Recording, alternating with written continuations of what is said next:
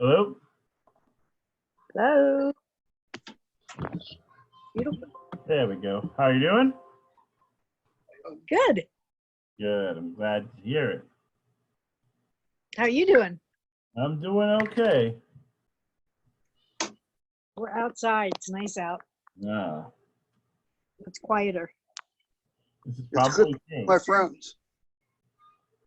Yeah, it's nice to start seeing you. There's Sandy, Marilyn. Marilyn.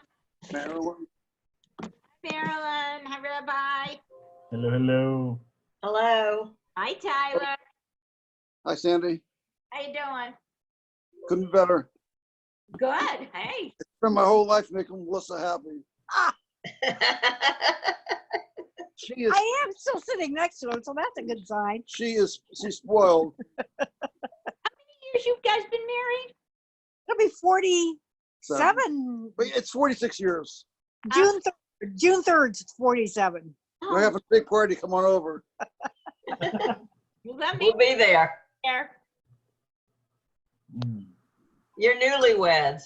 Yeah. exactly. Our secret, we party like it's New Year's Eve every night. Woohoo! Yes. Secret is we don't believe a word he says. I do. Us who know him know better, but that's okay. Whatever, Tyler. We're with you, kiddo. We I love you. never told you a lie. Oh gosh, you guys. Everybody's hanging in there. Doing I good. hope so, yeah. All right, now Rabbi, is that really your house or is that another? Because Let's see, whose house is that? Ray, I don't know. What show is that from? Seinfeld. It is? Yep. We had that same one. It looked different. Yeah, the Seinfeld living room. That's right. That was the door that Kramer used to always Yeah. come in. and Yep. now I can see it, but I wouldn't have never guessed it. I saw it with Pete, too. Rabbi, you're sitting on the couch, that Poppy. Hi, Susan. Exactly, that's Poppy's couch. You're right. Poppy was sloppy. Oh my goodness. I see a couple of you popped in. I see Debbie's here. I see Sue Ellis. Susan Ellis is here. Hello, hello. Hear me? Yep, we can hear you. Okay, I did it right without asking Bill this time. Okay, good. Good, good.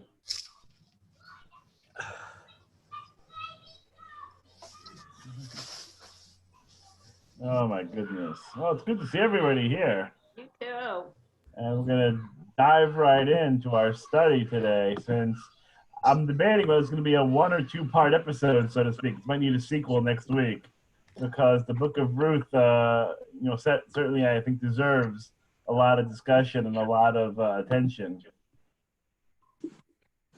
I have an affinity, I think, as we've known already, for those of our regulars. I think everyone's a regular here. I have an affinity for the books that we read during the festivals, during the different holiday seasons.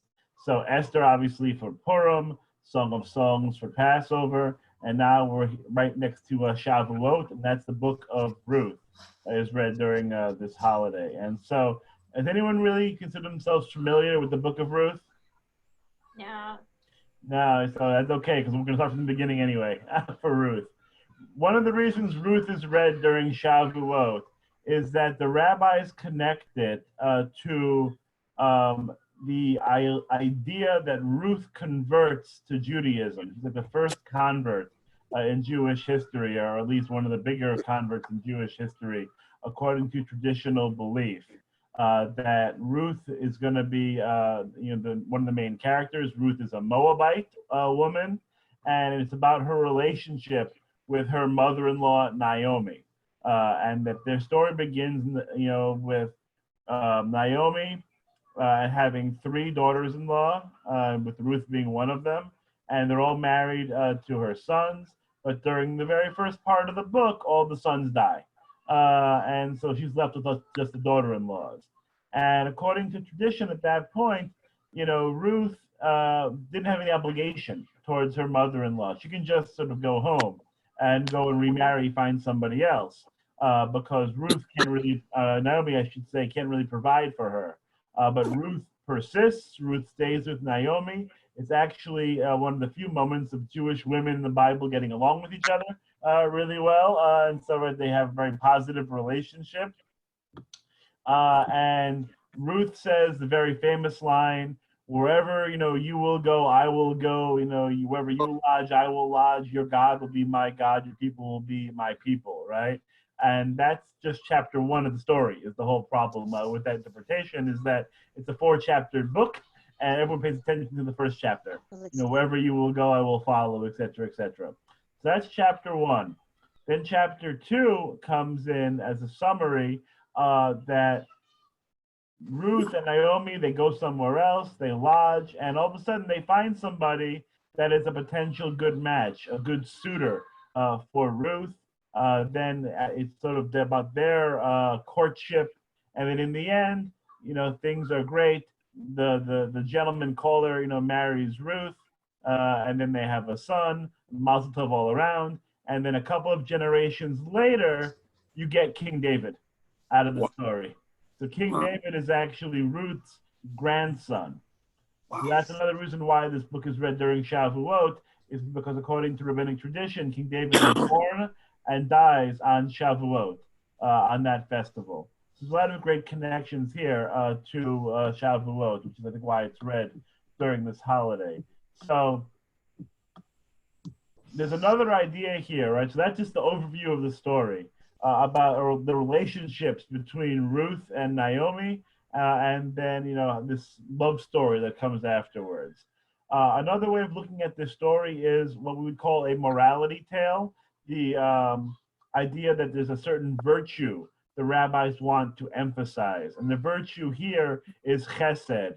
It's an idea of kindness, of loyalty, and commitment that goes beyond the bounds of duty, right? It's a further extension. So, of course, we should all be kind to each other, but chesed is really a kindness that goes above and beyond. It's an extra added bonus, right, of love, of support, of care, of commitment. And so this story can be seen as an exposition on the idea of chesed, on the idea of kindness, because again, as I mentioned, Ruth has no obligation to Naomi, nor Naomi to Ruth after the sons die, but they still stick together. The Boaz, who's going to be the husband of Ruth, goes out of his way to protect and care for her. And then even though it isn't mentioned explicitly in the story, there's the idea that God has a hand, right? God has care and loving concern for the participants, that God is helping to sort of weave this story.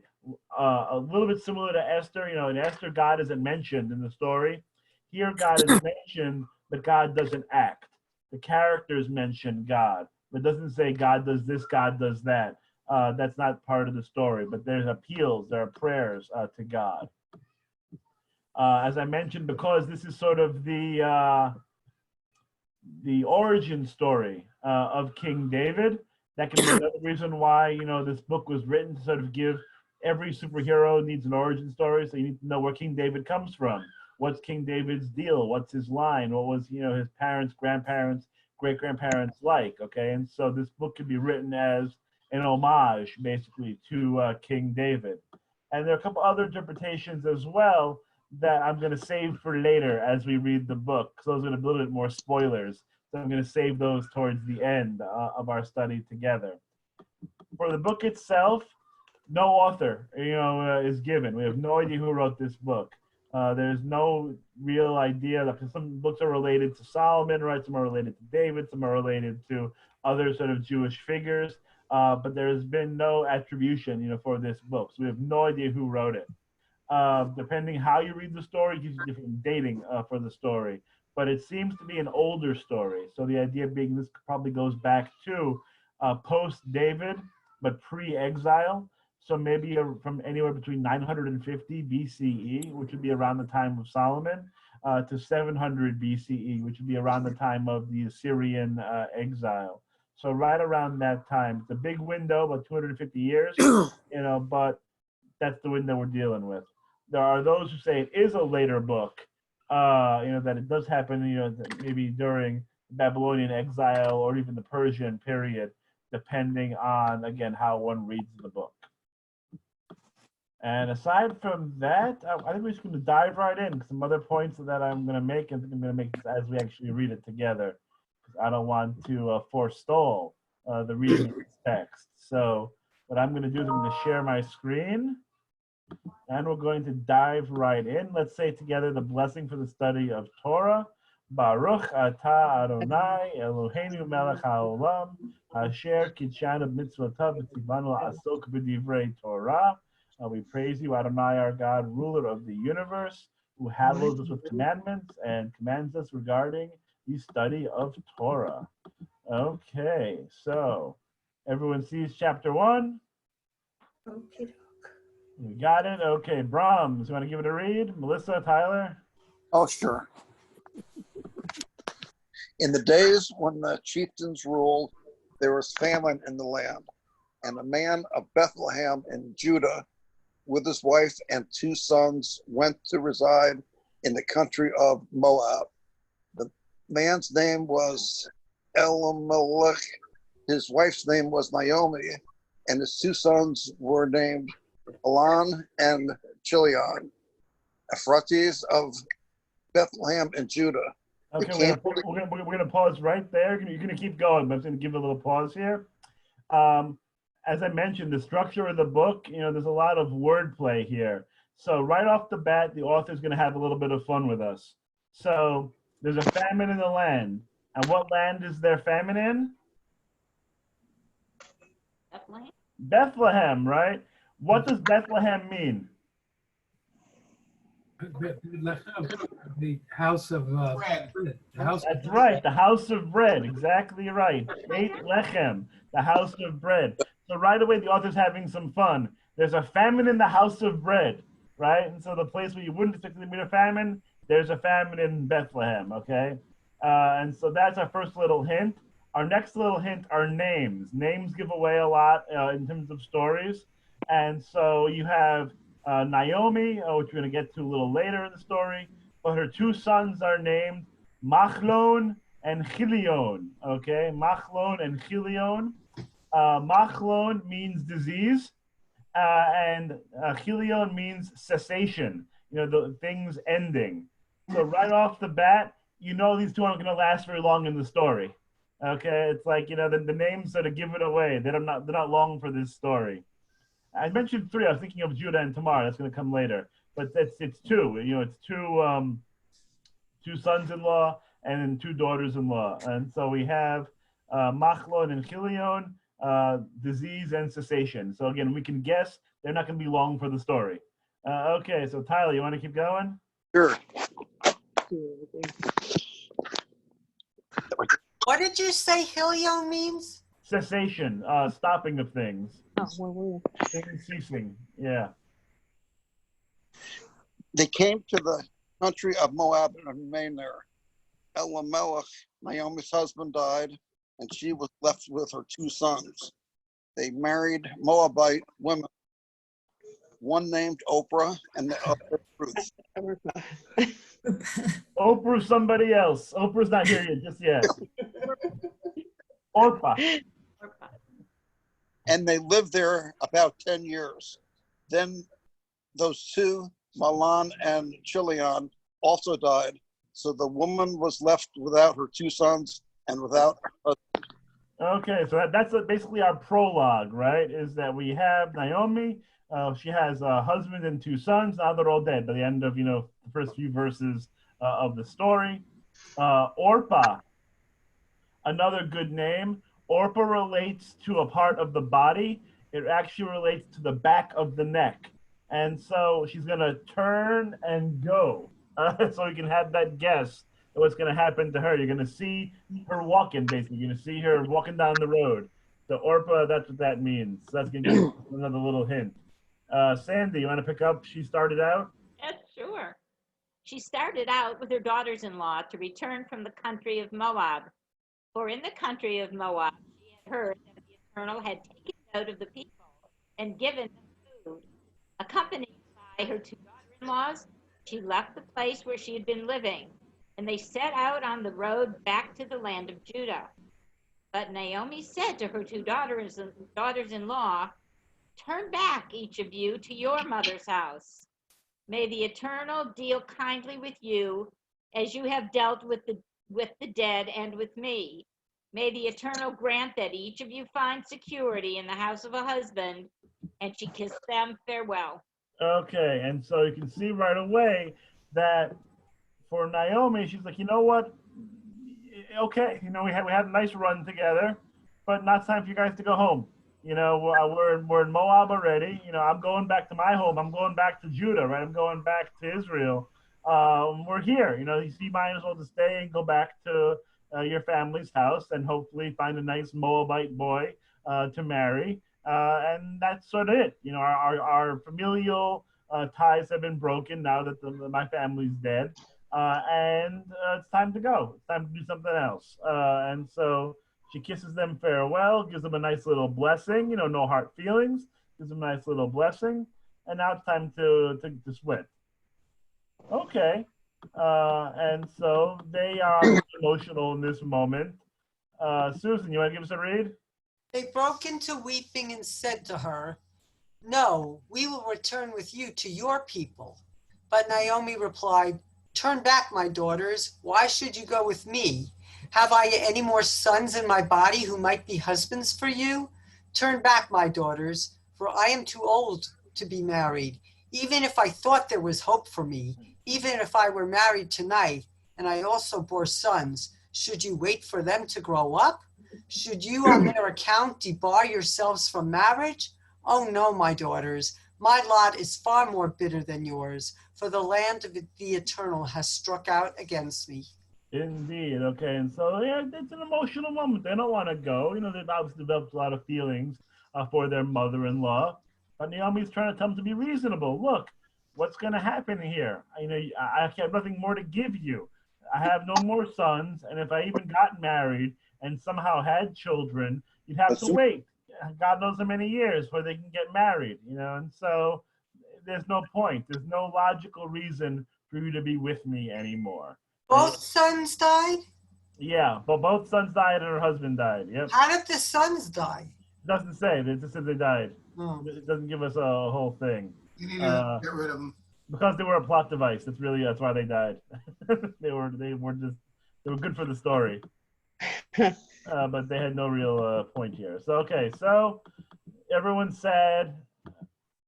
Linda, you want to pick up here? They broke into weeping again, and Orpah kissed her mother-in-law farewell. But Ruth clung to her. So she said, "See, your sister-in-law has returned to her people and her gods. Go follow your sister-in-law." But Ruth replied, "Do not urge me to leave you, to turn back and not follow you. For wherever you go, I will go. Wherever you lodge, I will lodge. Your people shall be my people, and your God, my God. Where you die, I will die, and there I will be buried. Thus and no more may the Eternal do to me, if anything but death parts me from you." Well, that's beautiful. It's so nice. It's a beautiful piece, right? It's a really loving expression of affection and commitment. Ruth doesn't want to go anywhere. She wants to stay with her mother-in-law, and it's really nice. The rabbis latch on to this to say that in this moment, Ruth becomes a Ger Tzedek. She becomes somebody who, actually beyond that, becomes someone who really converts to Judaism at this point. And so with the, your people shall be my people, your God, my God, and so it's very multi-layered. It's obviously an expression of commitment from the family ties, but it's also a statement of belief in a way, that we're going to share something deeper, that connection. And now she's going to live her life Jewishly. This is the traditional rabbinic interpretation. And so on Shavuot, on our festival, we traditionally do confirmation, where the teens accept Torah, more formally, if they bar mitzvah or they become a bat mitzvah, a son or daughter of the commandments.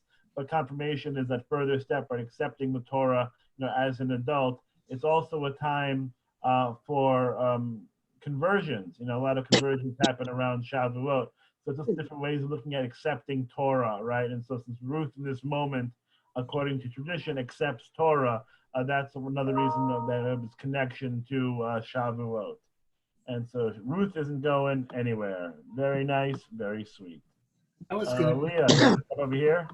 I was Rabbi, gonna, can we just go back to that? That's Sure. also a very nice song. A song? With your people shall be my people. Oh yeah. Okay. Yeah, it's like this passage has been sort of off quoted and certainly used, right? Yeah. I was gonna ask you that your God, my God. So we're saying that one may be Jewish and the other Moab, or? Yeah, Moabite. Yeah. Okay. Yeah, Ruth is described as a Moabite, from that nation of Moab, and so she has different deities. By the way, again, and we'll get to it in a minute, I guess, but that should be in the back of our minds, right? That here we have a story, and one of the first things we have in the story is intermarriage, right, between an Israelite and a Moabite. So that should just be in the back of our mind as we go through the story, that there is some of that in this story that is unusual in a way. In a way it is, in a way it isn't, but we'll get to it more as we continue. Okay. Leah, you want to pick up there when Naomi? Sure. When Naomi saw how determined she was to go with her, she ceased to argue with her, and the two went on until they reached Bethlehem. When they arrived in Bethlehem, the whole city buzzed with excitement over them. The women said, "Can this be Naomi?" "Do not call me Naomi," she replied. "Call me Mara, for Shaddai has made my lot very bitter. I went away full, and the Eternal has brought me back empty. How can you call me Naomi when the Eternal has dealt harshly with me, when Shaddai has brought misfortune upon me?" Thus Naomi returned from the country of Moab. She returned with her daughter-in-law, Ruth the Moabite. They arrived in Bethlehem at the beginning of the barley harvest. Okay, and that is the end of chapter 1. So here we go. So another small wordplay here. Naomi, in Hebrew, Naim, means sweetness. It means something that is sweet. So Naomi comes from the word sweet, sweetness. And so she says, "Don't call me Naomi anymore. I'm not Naomi," even though she really is, of course, Naomi. It's more of an exaggerated statement. "Don't call me this. Instead, call me Mara." Because Mara, we just had Passover, it feels like forever ago, but a few weeks ago. Mara, moror, right? Moror is the bitter herb. Mara is bitterness, right? And so don't call me sweet, call me bitter, because my life has been embittered.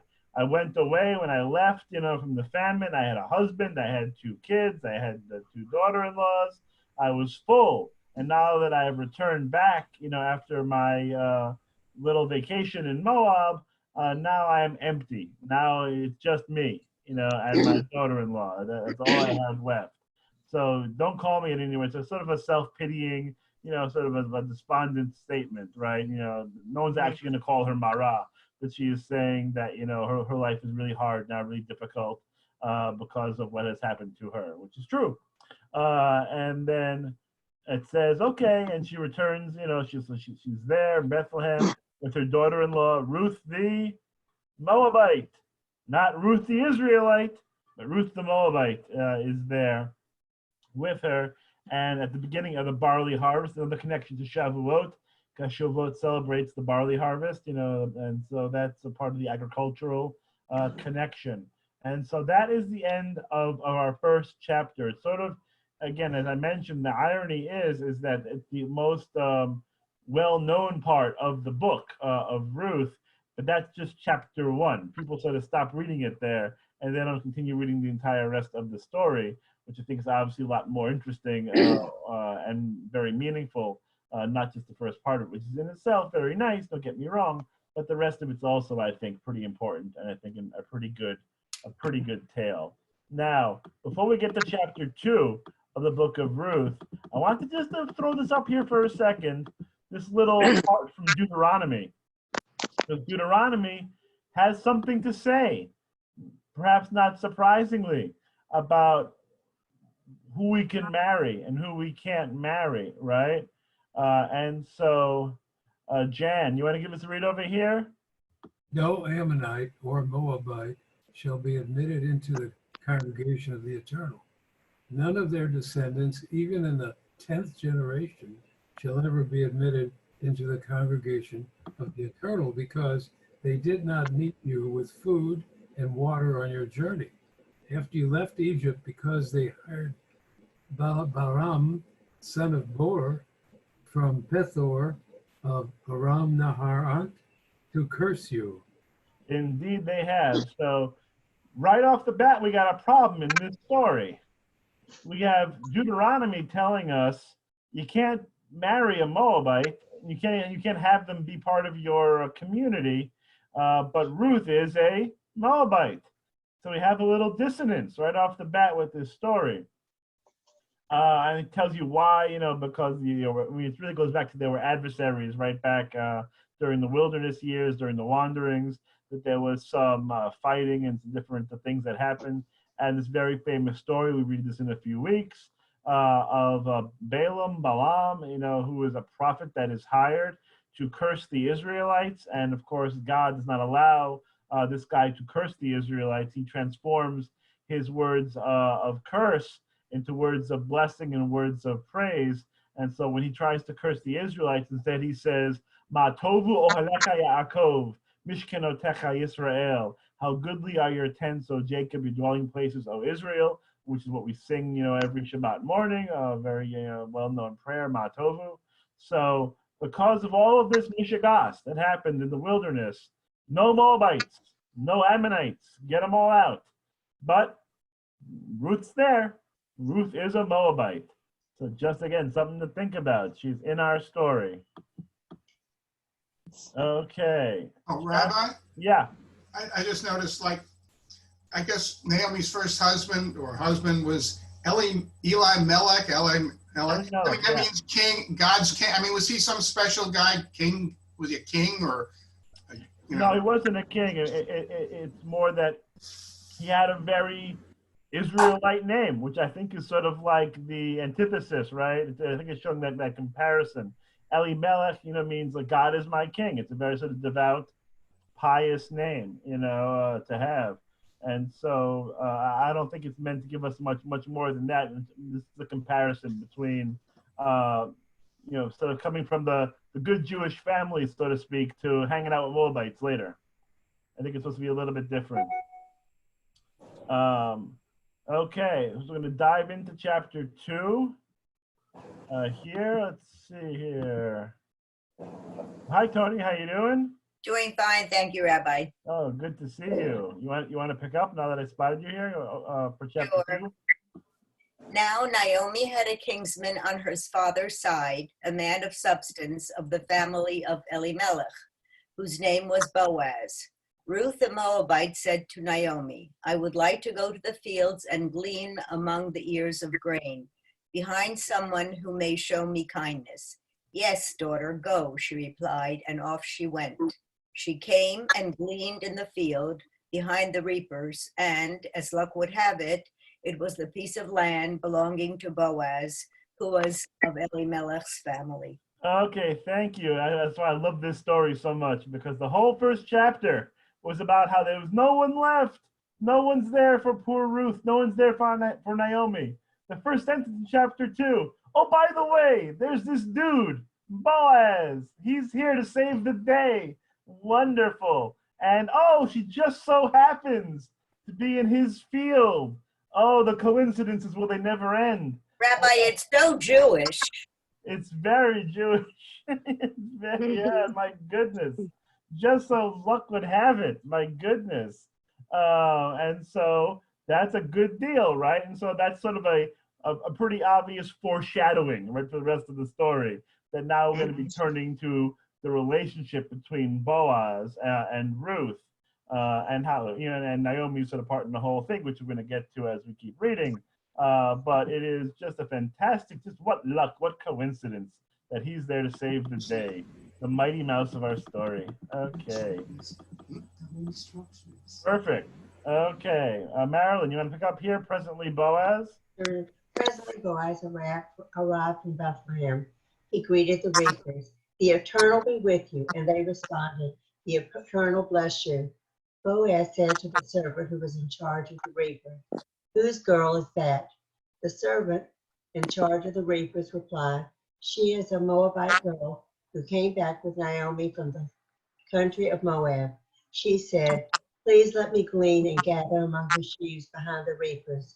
She has been on her feet ever since she came this morning. She has rested but little in the hut. Oh, so Boaz comes back. You know, he was on a little tiyul, he was on a little trip. Now he comes back and he's looking over his workmen and looking at the people in the field.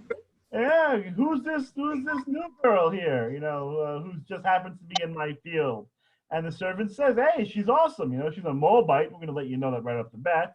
But she's out there and she's working her tail off, right? She's out there in the field, gleaning and the sheaves and gathering. She hasn't even rested once during this day. She's just been out there, a very hard worker, very enthusiastic, really all around great gal. Who's Boaz? Boaz, we just ran into in the first part of this chapter. No, I know, I remember the name, but who is he? He is a relative of Naomi's. First husband, Elimelech. Yeah, so relative of Elimelech. You know, so relation. Naomi's husband, or was it her son? Yeah, no, it was a relation of Naomi's husband. Did Naomi know about him beforehand as a relative? Naomi might have forgotten, I guess. You know, might have slipped her mind, right? She didn't mention him in chapter 1, right? But might have been, across the street. First cousin, you know, a couple times removed. I don't know, something like that. But, you know, but certainly a relation that exists and that is meaningful to Naomi. And didn't think about it at the time. Oh, I forgot I have this buddy of ours, this relative named Boaz. But yeah, so that's where he comes in. It's also the doom and gloom in chapter 1, and the beginning of chapter 2. Hey, there's Boaz to help us out, to help move the story forward. Let me ask you, not to go back, but he's in the field. But if you go back when they said why you shouldn't involve the Moabites because you didn't give them food and water, usually think if you condemn somebody, they killed your people or they took away everything or made you a slave. So it's like the 10 Commandments. You didn't treat your neighbor like yourself to give them food and water, and now she's helping create the food. Yeah, so the Moabites didn't help them when they were leaving Egypt, and they also hired this guy to curse them. Yes, there is a little bit of a reversal there. Now we have a Moabite who is helping with the food, with the grain. So yeah, that's a very good perspective on that. Okay, so let's get to our friend Boaz. Now we're gonna have the meet cute. Okay, so she's out in the field, she's doing her thing, and then Boaz is gonna come and introduce himself. Gonna go say hi. Okay. Debbie, you want to give us a read? Yes. Boaz said to Ruth, listen to me, daughter. Don't go to glean in another field. Don't go elsewhere, but stay here close to my girls. Keep your eyes on the field they are reaping and follow them. I have ordered the men not to molest you. Oh, so sweet. Sounding like a soap opera here. Yeah. And when you are thirsty, go to the jars and drink some of the water that the men have drawn. Okay. She prostrated herself with her face to the ground and said to him, why are you so kind as to single me out when I am a foreigner? Boaz said in reply, I have been told of all that you did for your mother-in-law and after the death of your husband, how you left your father and mother to the land of your birth and came to a people you had not known before. May the Eternal reward your deeds. May you have full recompense from the Eternal, the God of Israel. Under those wings you have sought refuge. She answered, you You are most kind, my lord, to comfort me and to speak gently to your maidservant, though I am not so much as one of your maidservants. Okay, thank you. That's very nice. And so we have this moment. Boaz comes, introduces himself, and says, hey, you know what? Stay here. This is a safe place. I'm going to make sure that nobody hurts you. Go, and glean in the fields. Do what you need to do here, and you'll be fine. If you're thirsty, oh, by the way, we got some Gatorade down here. We have some other sort of nice, cool beverages for you to drink, make your stay a little easier. Wonderful, very sweet. And she's very thankful, and she recognizes and mentions that, look, I'm not even one of your people. Like, I'm a foreigner here. Why are you being so nice to me? Chesed, right? We talked about in the beginning, the idea of loving kindness, of compassion, of over going above and beyond what is required of you. And so just as Ruth goes above and beyond for her mother-in-law, it comes back to her benefit, right? And it's now Boaz going to go above and beyond for her. He has no obligation to Ruth yet, well, spoiler, but because of how wonderful Ruth was to Naomi, now Boaz is going to extend the same kind of courtesy, the same kind of compassion, the same kind of kindness to Ruth. It's really sweet, actually, and then he gives her this nice blessing, and says, look, be here, be with us, be safe. And she, again, responds in kind, pointing out his kindness to her, even though, again, he has no obligation to really do so. And so that's sort of their meet cute, as I say, in the fields. In the fields of Bethlehem. And so they're going to work a little bit more. And it's lunchtime. Time to have a little conversation again, because they met once, had a nice little chat. Now it's time to talk again. Okay, Linda, hi, how you doing? Okay. Linda, you want to read a little bit? Sure. Which one? I'm sorry, Linda Bilo, sorry. At mealtime, At Boaz said time. to her, come over here and partake of the meal, and dip your morsel in the vinegar. So she sat down beside the reapers. He handed her roasted grain, and she ate her fill and had some left over. When she got up again to glean, Boaz gave orders to his workers. You are not only to let her glean among the sheaves without interference, but you must also pull some stalks out of the heaps and leave them for her to glean and not scold her. She gleaned in the field until evening. Then she beat out what she had gleaned. It was about an ephah of barley, and carried it back with her to the town. Oh, very nice. So they have a little lunch together, little roasted grain, a little vinegar. Not my cup of tea, but fine. I'm sure it was very, very lovely. So they have a little snack, a little refreshment together. And then when she goes up to get back to work, he sort of calls his guys over, right? And says, hey, give her a little extra. It's okay. Give her a little more, so that she can take home, bring it back home for herself and for her mother-in-law, right? And so she does. She goes and she gets the grain, she gleans, etc., gets some barley, and brings it back to her mother-in-law, who I might add isn't doing so much at the moment. She's sort of in the hut hanging out, but she ain't working in the field right now. That seems to be Ruth's lot, and Naomi's sort of chilling at home. How much is an ephah, Rabbi? How much is an ephah? That's actually a really good question, and it's slipping my mind right now about how much an ephah of barley actually is. My biblical weights and measurements aren't in my head right now. I will ask Rabbi Google a little later and see if ephah of barley. That is a good question, though. Going back again to, don't Moab, you didn't give food and water. Okay, I have your answer. Yeah, go ahead. I have the answer. It's an ancient Hebrew dry measure equivalent to a bushel. A bushel. Oh, okay. Thank you. That's a lot. Thank you, Google. Barley. A lot. As we said before, you didn't give them food and water, and now we're spending the time in agriculture growing things and eating things and having sustenance. Yep, exactly. No, you got it right.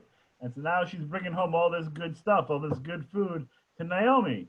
And so when her mother-in-law saw what she had gleaned, and when she also took out and gave her what she had left over after eating her fill, her mother-in-law asked her, "Where did you glean today? Where did you work? Blessed be he who took such generous notice of you." So she told her mother-in-law, whom she had been working with, and saying, "Hey, the name of the man who I work today is Boaz." The light goes off. "Hey, Boaz, I remember him." Naomi said to her daughter-in-law, "Blessed be the Eternal, who has not failed in his kindness to the living or to the dead. For," Naomi explained to her daughter-in-law, "the man is related to us. He's one of our redeeming kinsmen." We'll get to that in a moment. Ruth the Moabite said, "He even told me, stay close to my workers until all my harvest is finished." Okay, redeeming kinsman. Anybody? A redeeming kinsman. What do we have here?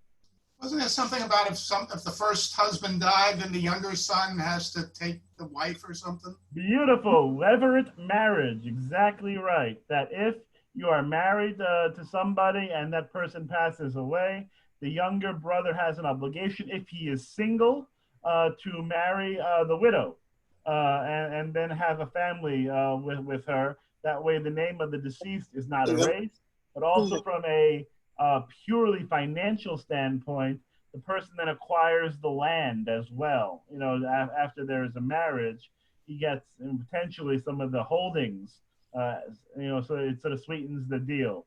Doesn't always work that way, as we're going to find out later, but that's part of it. That can be part of the package, so to speak. So that's, you know, what we have here. So now she's thinking, Naomi's wheels are turning already, going, wait a minute, I have no sons for you, but I do have Elimelech's relative here that can be a potential match for you, and we'd still sort of keep it all in the family. He can be a redeeming kinsman for you. So that is good news for Ruth and good news for Naomi potentially. And you know, Ruth mentions, hey, he even made eyes at me a little bit, so it told me to stick around and only you know, be in his field. So Naomi answered her daughter-in-law Ruth, "It is best, daughter, that you go out with his girls and not be annoyed in some other field." So she stayed close to the maidservants of Boaz and gleaned until the barley harvest and the wheat harvest were finished. Then she stayed at home with her mother-in-law. Excuse me, but isn't Naomi the widow also? So you would think that the brother would have wanted to, you know, marry Naomi. Possibly, but Naomi's childbearing years are well behind her. And so okay. Years that it's for the line to continue. Okay, you are right though, that could be a an idea as well, since Naomi's also a widow. Okay. Chapter 3. Now we get to the fun part here. Now we move into a little PG-13/R-rated scenario. So I don't want to scandalize any of you, so I'm forewarning you that we're going to be getting to some dicier parts of the equation here. So, okay. You know, the Bible's really a dirty book. It very much can be. That is very true. It's like a soap opera here. It's like a soap opera. It's definitely a soap opera part of it. Now we're going to get into a little more Showtime, Cinemax kind of stuff. This is the R-rated stuff? Say again? This is the R-rated stuff. Yeah, now we're going to get to the R-rated stuff a little bit. I read the R-rated stuff? And some also questionable ethics, let's call it that way, are going to come into play here. Hi, Sapersteins. How we doing? Good, thank you. You guys want to do a little reading? Sure. Okay, you're up here, chapter 3, Naomi. Naomi, her mother-in-law, said to her daughter, "I must seek a home for you, where you may be happy. Now, there is our kinsman Boaz, whose girls you were close to. He will be winnowing barley on the threshing floor tonight. So bathe, anoint yourself, dress up, and go down to the threshing floor. But do not disclose yourself to the man until he has finished eating and drinking. When he lies down, note the place where he lies down, and go over and uncover his feet and lie down. He will tell you what you are to do," she replied. I will do everything you tell Okay, so tell me. the fun begins. Okay, so Naomi is telling her daughter-in-law what? Just Make a play for him. and Make the Yeah. guy happy. Make the guy happy. Get dressed up a little bit, you know, and head on down to the threshing floor. And when he's lying down, when he's tired, when he's had a little bit to eat and probably a lot to drink, go down and be with him a little bit and see what happens. And so we'll keep going. We'll keep going. Oh, Okay. sure. She went down to the threshing floor and did just as her mother-in-law had instructed her. Boaz ate and drank, and in a cheerful mood went to lie down beside the grand pile. Then she went on stealthily and uncovered his feet and lay down. In the middle of the night, the man gave a start and pulled back. There was a woman lying at his feet. "Who are you?" he asked.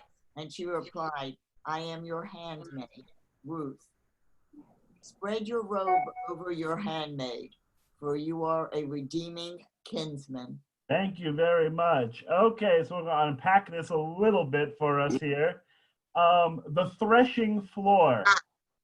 There is some imagery here that maybe does not need to be exaggerated too much, but there is some imagery here of the threshing floor and what might happen on the threshing floor after hours.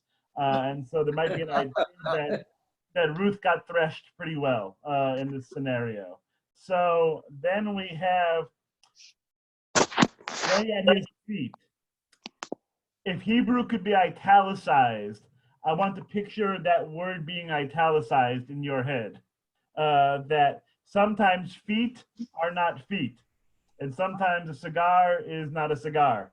So she is at his feet, perhaps, and not at his actual feet. Okay? Is that clear enough? Before I scandalize us more? This is big toe. Yes, exactly. Yeah. So, and so he is probably a little inebriated. He's had a long day of working, and so he's eaten and he's had his fill of probably a little Manischewitz. Pretty exhausted, and he wakes up and there is a young woman at his feet, and so he is rightfully a little bit confused as to what is going on in this moment in time. Who are you? Because he's so drunk he doesn't know who anyone is right now. He's probably a little bit groggy, and so then she reveals herself, so to speak, that she is Ruth, and spread your robe over your handmaid. You know, the idea being it's almost like when the tallis goes over, you know, the bride at a wedding. You know, it's that moment of like, make me yours, right? In a way, right? So spread your robe over us. It's symbolic. Now we can be together.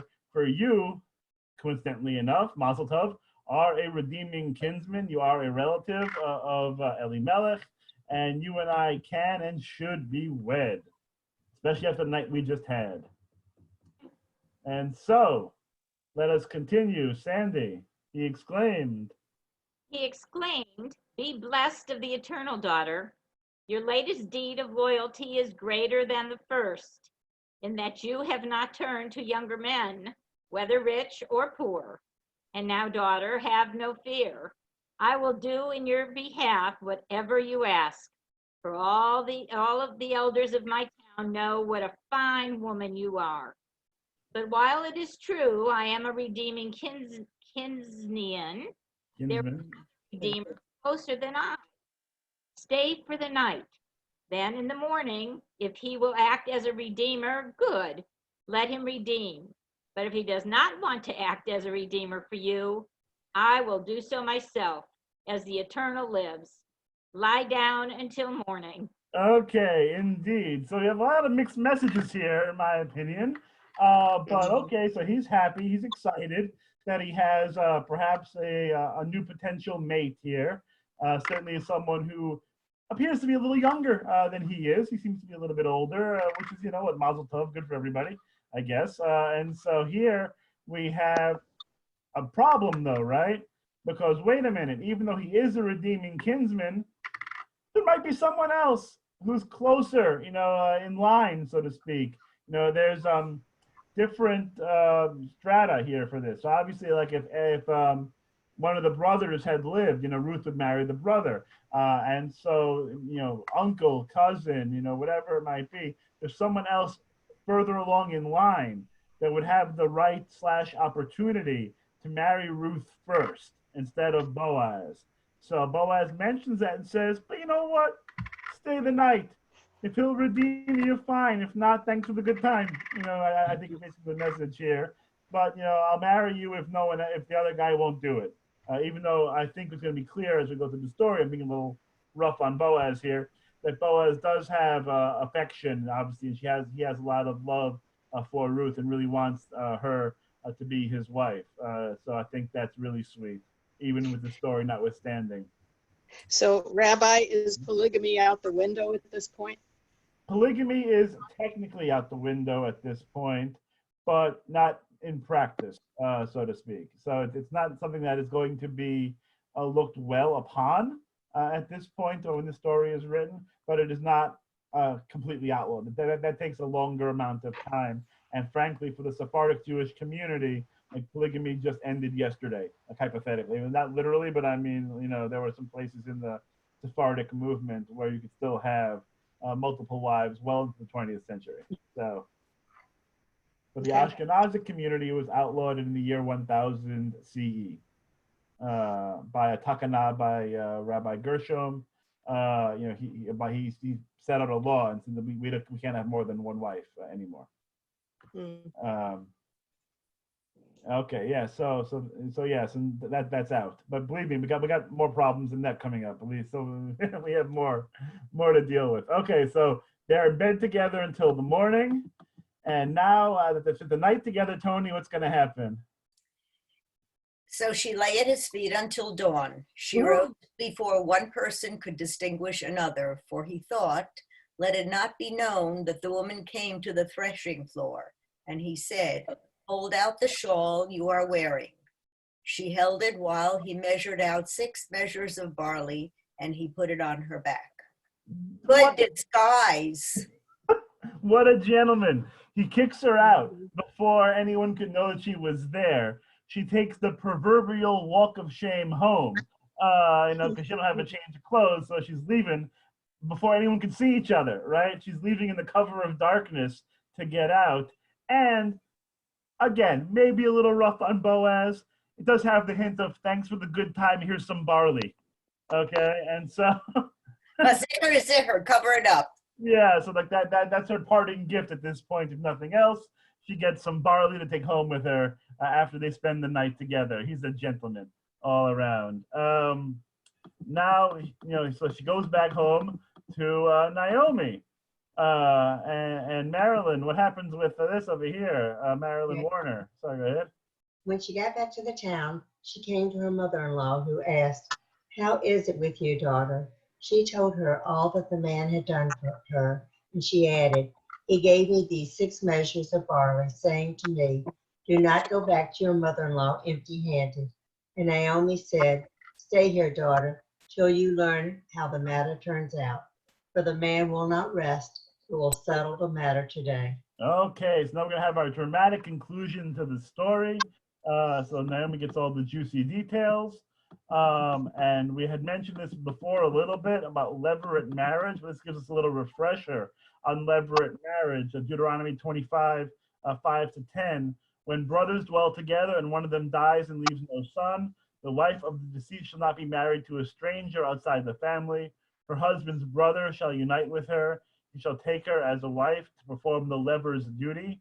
The first son that she bears shall be accounted to the dead brother, that his name may not be blotted out in Israel. Okay, so that's our levirate marriage. But there's, again, in Deuteronomy, it gives us a little bit of an out clause. If the man does not want to marry his brother's widow, by the way, this happened to a friend of mine like a couple of years ago, because levirate marriage still does exist in some communities. So, I have a friend who actually went through this. Did not want to marry his brother's widow, the brother's widow shall appear before the elders in the gate and declare, my husband's brother refuses to establish a name in Israel for his brother. He will not perform the duty of a lever. The elders of the town shall then summon him and talk to him. If he insists, saying, I don't want to marry her, his brother's widow shall go up to him in the presence of the elders, pull the sandal off of his foot, and spit in his face, and make this declaration, thus shall be done to the man who will not build up his brother's house. And he shall go in Israel by the name of the family of the unsandaled one. Oh, my goodness. Oh, for shame. For shame, for shame. Exactly, you're right. The unsandaled one. The reason why I mention this is that this is going to come up now as we conclude our story here today. We're going to come to more interpretation next week. We'll conclude the actual story today. Okay. Ram, do you want to give another little read here? Sure. Meanwhile, Boaz had gone to the gate and sat down there. And now the Redeemer whom Boaz had mentioned passed by. He called, come over and sit down here, so-and-so. And he came over and sat down. Then Boaz took 10 elders of the town and said, be seated here. And they sat down. That should be a good clue that this guy is not going to be that important in the story. They don't even bother giving him a name. They say, oh, come here, Plony, which is the Hebrew word for so-and-so. They don't even bother giving him a name. He's not going to be that important, as we can guess. So the Redeemer who, happens to pass by, Boaz is where he's supposed to be. He's at the gate, like we read in Deuteronomy. He's at the gate. And so, come here, so-and-so, sit down. We got to chat a little bit. The elders are there. Everyone's all coincidentally all arranged at the gate. We can have this whole ceremony and conversation. Okay, Plony, what's going to happen now? Okay, that's the gist of this next part of the story. Linda White, you want to pick up here? Is the elders the 10 related to having a minion?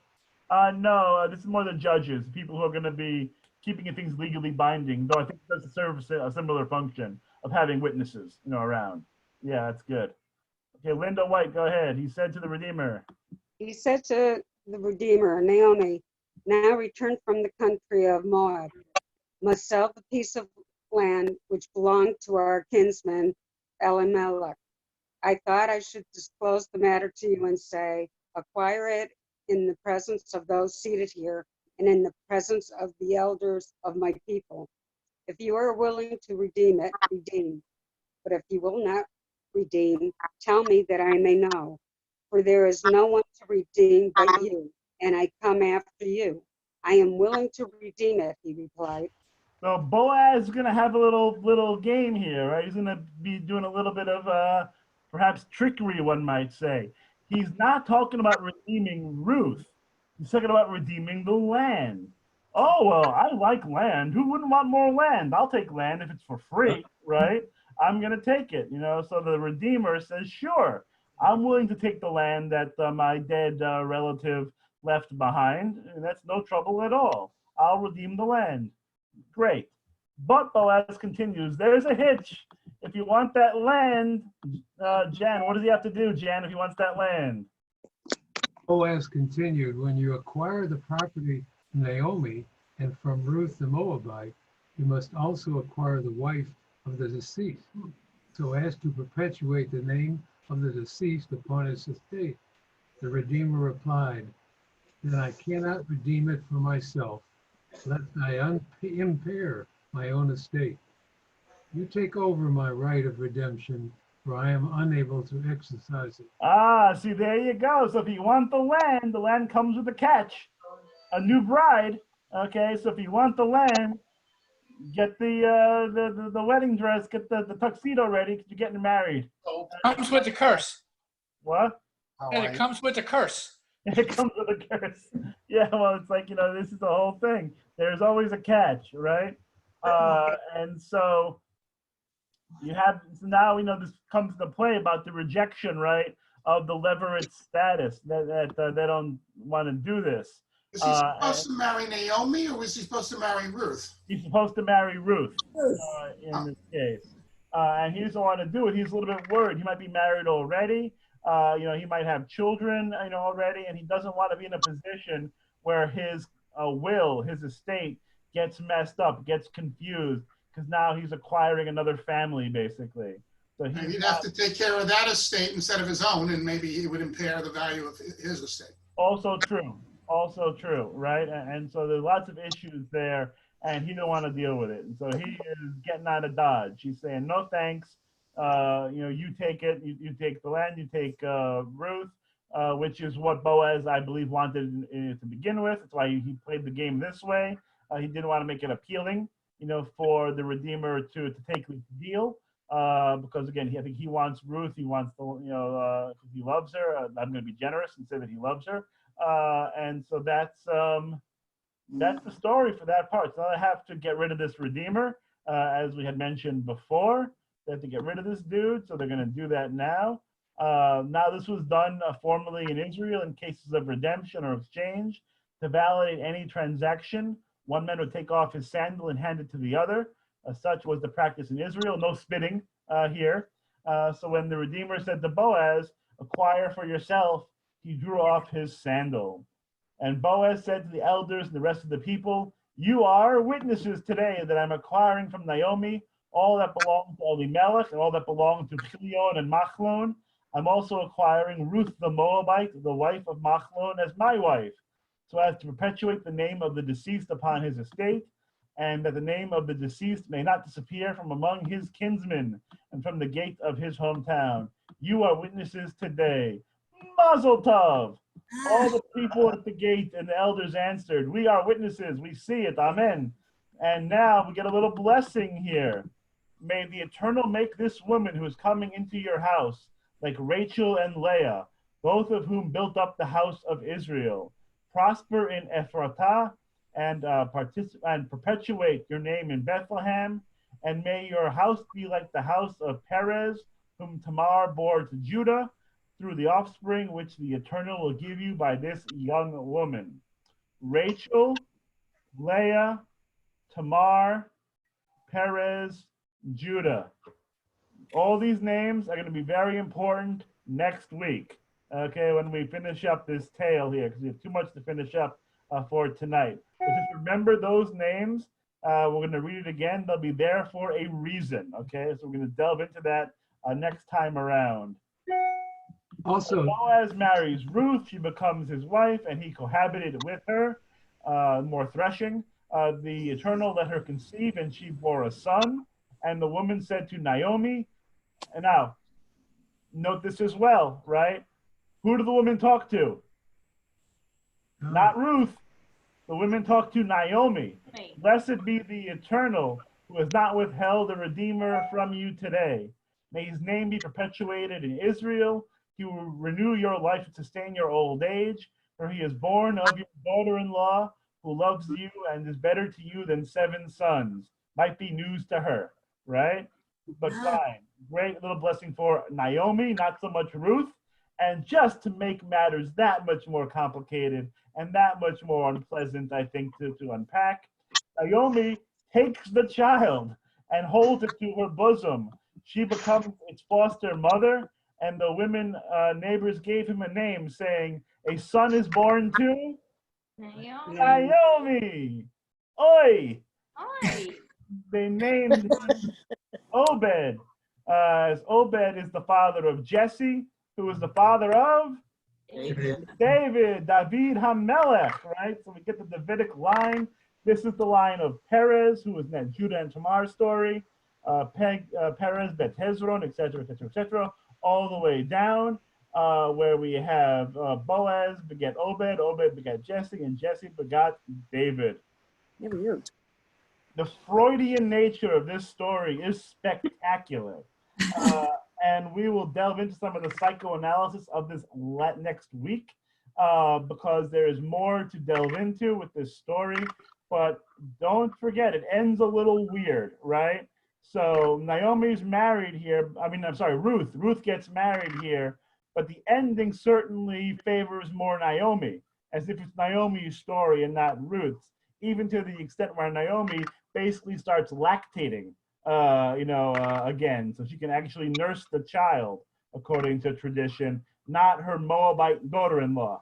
So for all that highfalutin talk of the Moabite converting to Judaism in the beginning, I think Ruth gets a little bit of the short shrift here, and is sort of casually moved out of the end of the story so Naomi can take over.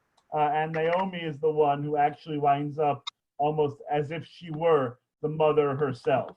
And so Naomi, who was empty in the beginning, now is full. She has a new son-in-law, her same daughter-in-law, and now a grandbaby who she's going to raise as her own. And as we mentioned, the important part here, one of the many important parts is that this is actually the Davidic line. So King David, who I'll mention again next week, David's very important, not only for being, obviously king of Israel, but for being what? The ancestor of Moshiach, right? Messiah. The Messiah comes from the Davidic lineage. So the Messiah himself, or herself, but the Messiah actually comes from this story, comes from the story of Ruth, right? So that is something else to keep in mind of the importance of this story, because it gives us the lineage not only of David, but also it traces all the way back to the idea of the Messiah as well. So that is our story of Ruth for today. We're going to get into some more juicy bits next week.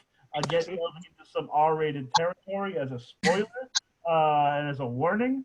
But we're going to have some good stuff next week on this story as well. So with all of that said, that's going to conclude our Bible study portion of our program. And we're going to delve into Derech Torah in about 30 seconds or so. Any final questions on Rabbi? Yeah, I Thank think you, Rabbi. Thank you. I had a question. as David Ellis said before, this whole, what we read here requires a lot of good lawyers. Requires some lawyers. Yeah, there's a lot of legal maneuverings to be doing. A lot of maneuverings in general. Also interesting from a Christian point of view, they could go back and say she conceived because God gave her the ability to conceive. That runs through the Bible, that God opens up wombs, right? God is the one who helps people conceive.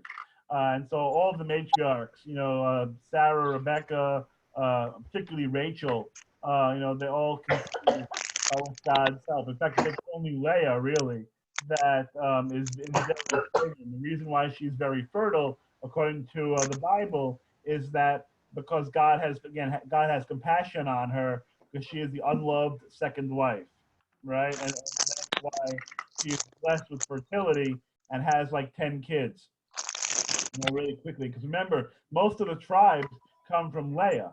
Rachel only gives birth to 2 kids, her entire time.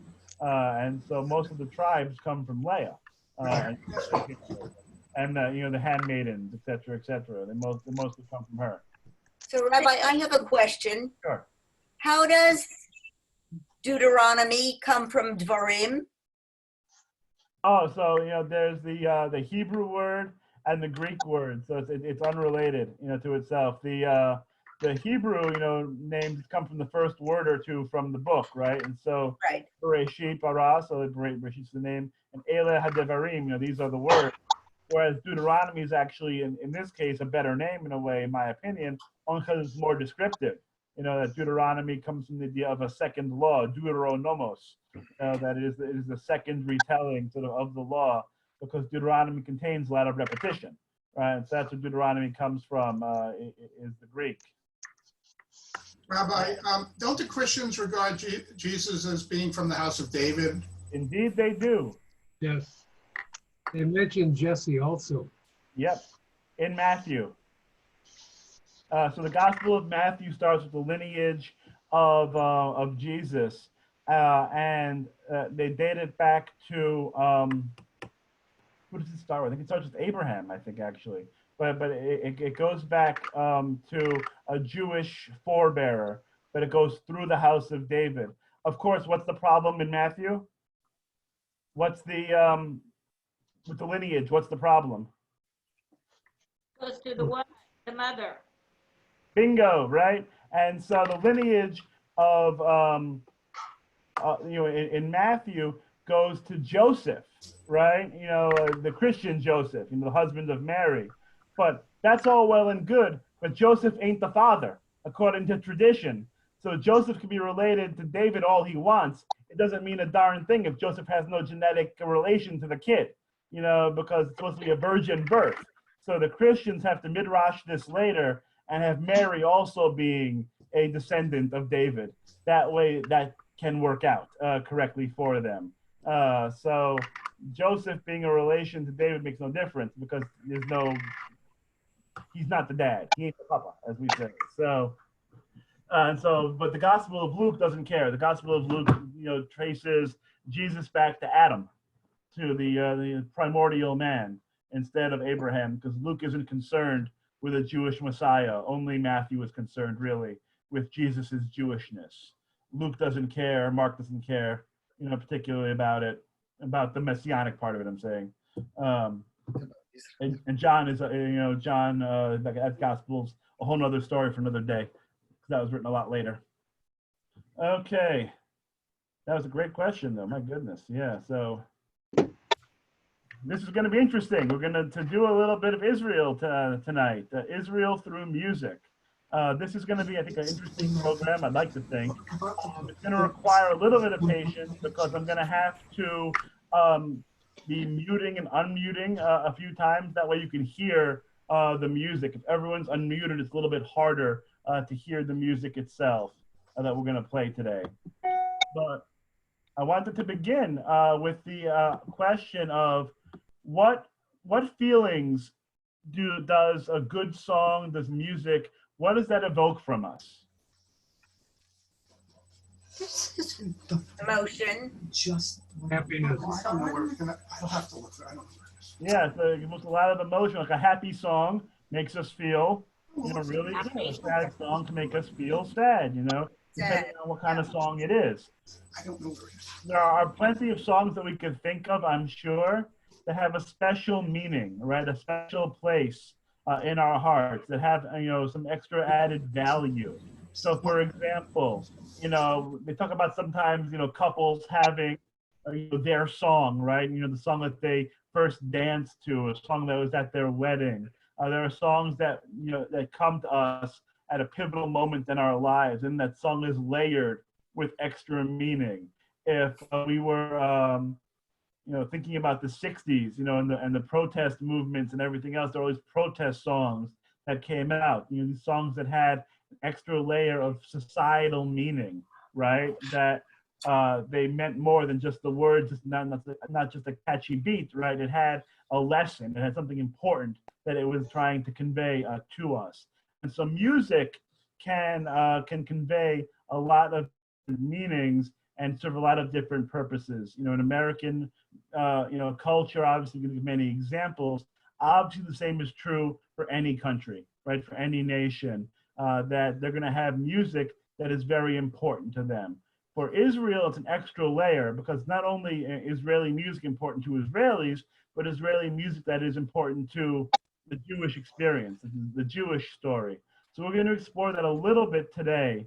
About the origins, not the origins really, but some of what I would call older sort of 1940s, 1950s Jewish music. And we're going to move forward through history and sort of try to get a feel for some of these different songs. Some of them might be very familiar. I'm wagering the first few will be fairly familiar. And some of them after will probably be less familiar. I'm going to be utilizing, if you look at the bottom of your Zoom window, you're going to see 3 dots probably, and you're going to see a chat function that's there. And I'm going to make a little message. And so just let me know by a show of hands if you see it when I send it. I haven't seen it yet, so I'm going to send a message. You can say, hi, everybody. I'll sit there. I see that. Yeah, you see that? Yeah. Okay, good. And so I'm going to be using that window once in a while. I'll let you know beforehand. I'm going to be sending you lyrics in Hebrew and in English of some of these songs as we go through, or at least I'm going to endeavor to do that. That way it can give you a little bit more of the context of the songs. With that said, I can also probably share my screen too with it, but we'll see how it goes. I'm trying to do both at the same time. Okay, here we go. So when we think of Israeli music, right, not Jewish music, we think of Israeli music, there are songs that may come to mind. And so this is one, and you have to forgive the YouTube, but hopefully we're not gonna get too many ads. But we have here, there we go. Very traditional song. I'm just gonna be muting. That way we can, again, try to hear this. Okay.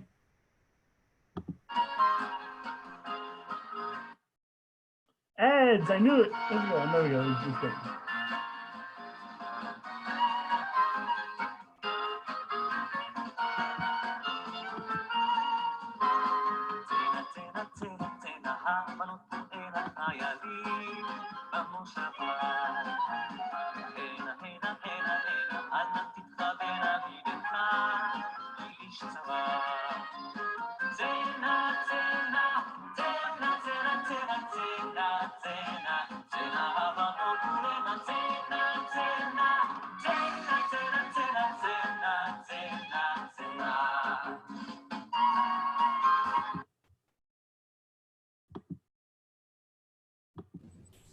And so forth. And so a pretty recognizable song, I would think. Has everyone basically heard that song before? Yeah. Yeah. Yeah. Okay. What does it mean? I have no idea. There you go. Okay. And so it's saying, "Habunot urena, come all you daughters and look at the soldiers coming across the hills, basically." I knew I loved that song. Yeah, come and see all the soldiers. So don't be afraid, it says in the next verse, of these, these military men, these men of war. Come and greet them with rejoicing because they're going to be, liberators and be fighting for our freedoms, right, in Israel. That's a very early Zionistic folk song, right? Which was, if you actually, we're not going to do it today for lack of time, but if you just actually do in YouTube, Santa, and don't put Hebrew in, you're going to get like the carpenters, you're going to get like the weavers, like whoever it is, one of the professions, right? Arlo Guthrie and the rest of them. You're going to get their English version of it, which is not the direct translation of it. It's just the sort of, they use the melody, because the melody is a folk melody. But that's what we have here. So this is an early Zionist sort of folk song, a dance, right? That we would, do even in the 70s, 80s, 90s, klezmer, it's something that has come down in our tradition as sort of an Israeli song, as something that is a prototypical example of an early Israel song. Now, I'm not talking all of these, because I don't want to be here all day with some of the old stuff. But if you went to camp ever or been a part of any Israeli dancing, you might have heard this one as well. And so I'm just going to put that up right now for us.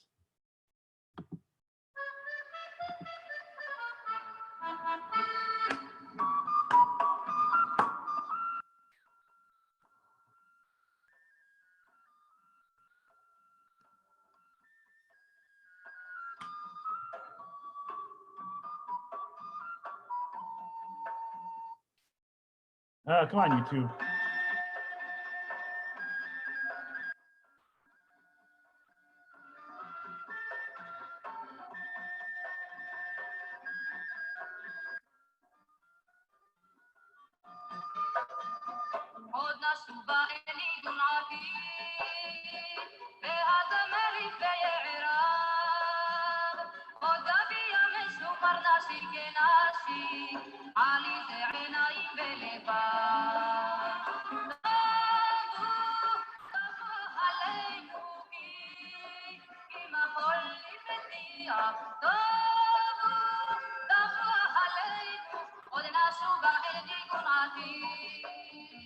Okay.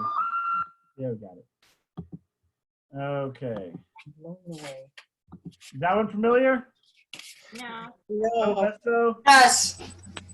Yeah, I think some people have that one, some people don't. That's a little bit more of a deeper cut, but one that if you went to a URJ camp, if you went to a conservative camp and it was like a time for Israel, or if there was a youth program and Israel was involved, and there was ever an Israeli folk dance, so someone who leads Israeli dancing, this was always high on the playlist.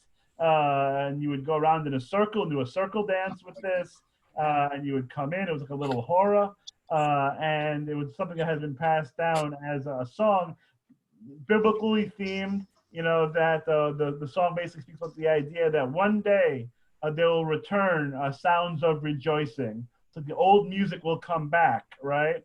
And so for Israel, there was, obviously a longing, right, for a return to the good old days of 1000 BCE, so to speak. The idea that we're going to have our own sovereign state again, and we're going to be able to rejoice and dance in it, during our lifetime. And so it's again a very nice song, very folksy song. Has again a beat and a rhythm we're sort of familiar with. Just how the song is sung. It's sort of nostalgic-y feel, sort of slow, sort of evocative of better times, of warmth, I think, in this melody. So you have that very early on as the state is being created. We're going to skip him today. He's a good one. We'll skip him today. And we're going to get to probably, again, when we think of Israeli music, one of the most prototypical ones we're going to hear right now, because it's something we most associate with Israel. So it's important, I think, to acknowledge that and to listen to it. Plus, again, it's nice because we're coming up on Yom Yerushalayim, so we should do a little bit of Hatikva.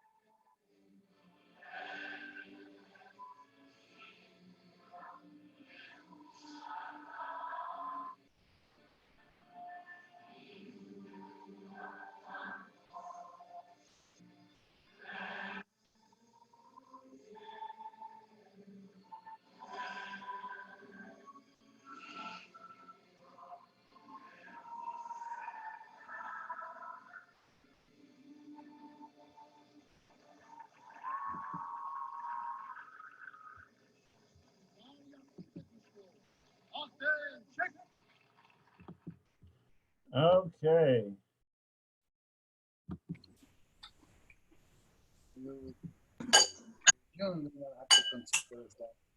Yeah, that song I think plays a little low.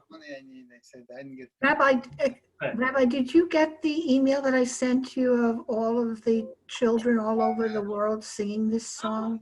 I was just trying to find it.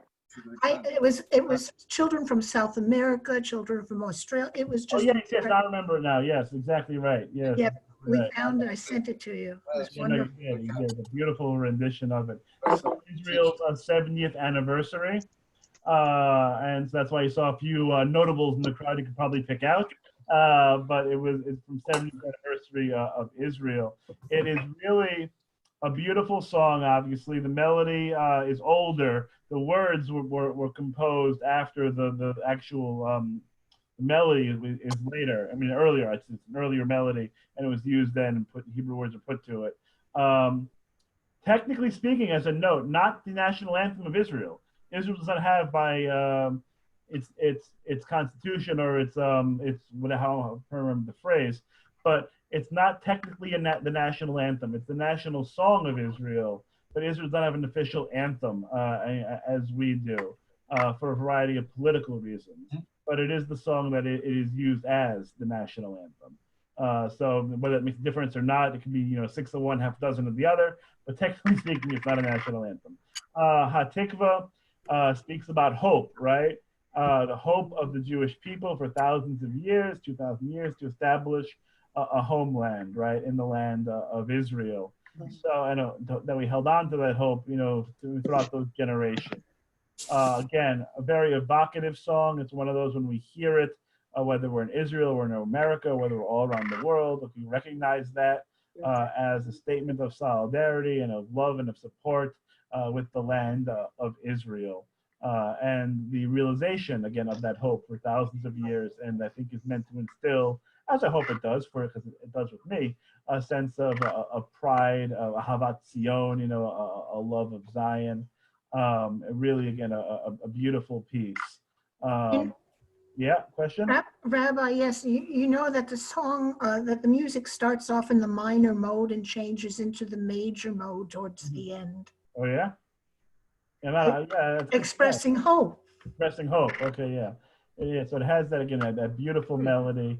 And it's something that, again, when we think about Israeli music, often that's what we think of, I think, is Hatikva. That's the prototypical, the idea of the optimism, right, of determination. These are things we think about when we think of Israel, is the commitment, the love, and the hope. Not only, again, for the establishment of the state, but that carries over, right? Hatikva, that we hope in Israel for peace and for security and for better days, a hope for the strength and vibrancy of the Jewish state. And so the theme of hope runs throughout a lot of Israeli music. So Hatikva being the national song, the de facto anthem of the country, is something that I think it's there for a reason, is what I'm trying to say, because it's expressing that deep value of hope and faith in the continued strength and vibrancy of the Jewish people, that we never gave up, we never surrendered that hope even when things looked really dark, that we kept hope alive. And the hope was very simple, just to live, Lihiot Am Chofshi, to live as a free people in our land, in the land of Israel, in the land of Zion and Jerusalem. So very important, very evocative, very powerful. So that's all the preliminary stuff. That's how it's getting our toes in the water with some music that you probably had heard before, or at least a little bit familiar with. Now we're going to delve into a little bit deeper material from Israel's statehood and Israel's history. Before you go ahead, could you just quickly tell me what Zayna means again? Zayna was a come and see, like rejoice and see. It's an expression of like, go and look at this cool thing. Okay. Now again, we'll see if the internet's going to help me here. Okay, so there was a very famous, he's actually on the $100, 100 shekel bill with other artists. Leah Goldberg was a Lithuanian who immigrated to Israel at a young age. This is, she was the early 20th century. She came to Israel and she lived there, and she became almost like a national poet and author, right? So she had a very tough life, a lot of hurdles to overcome, but she wound up again making a life for herself in Israel. Wrote poetry, wrote books, won a great deal of acclaim in her lifetime, and then posthumously even more so with her words, both the poems and the books becoming really popular, being considered Israeli classics, foundational material for the state of Israel. She captured in a lot of ways the essence of what it meant to be an Olim, what it meant to be an immigrant in Israel. This is Ashkenazic, this is Eastern Europe. This is coming over, around the time of the war, so she's, making a home for herself in Israel with her family. Her father was out of the picture very early, but her mother raised her, and so she, lived in Israel until her death. She had some breast cancer and she passed away from that. But she had, a lot of acclaim during her lifetime, her poetry was then set to music as well and became a song. So this one was sung by an early Israeli artist, Chava Alberstein. There are other versions of it, but this was the first one, the one that really made Leah Goldberg's name even more famous than it was before in Israel, and also helped boost the career of Chava Alberstein herself. That's what I'm going to do so you can see it, and also have this in front of you. Maybe it'll be helpful, maybe it won't be. But I'm going to post the link. Let's see here. There we go. I'm going to post the link here in the chat function. And so you'll be able to, if you would like, to see the lyrics of the song as well when we're hearing it. And so I'm going to play this over here. This is the title of the song itself. You'll see here, From the Songs of My Beloved Land. The beloved land here is not referring to Israel. It's referring here to Lithuania, and it's sort of a tongue-in-cheek, but it does speak about some longing, right, that immigrants might have for their home country, even when they're coming somewhere new, But she left behind her homeland to come to a new place. I see people who have raised their hands. Is that on purpose, or is that? That's me playing around. Ignore me. That's fair enough. That's okay. Okay. See if I can get it to come up. Yeah, it's okay. You got it. So I'm going to now play this song, and again, it's going to be a pretty emotional song, I think. Let's see here.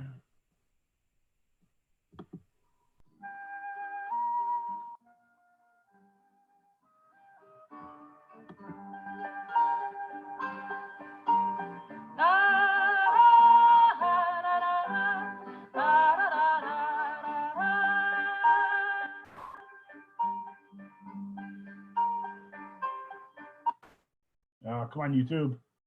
If you are currently trying to sell an online course or a training program or a coaching program, I'd love to share with you the easiest route. I'm sure you would. Okay.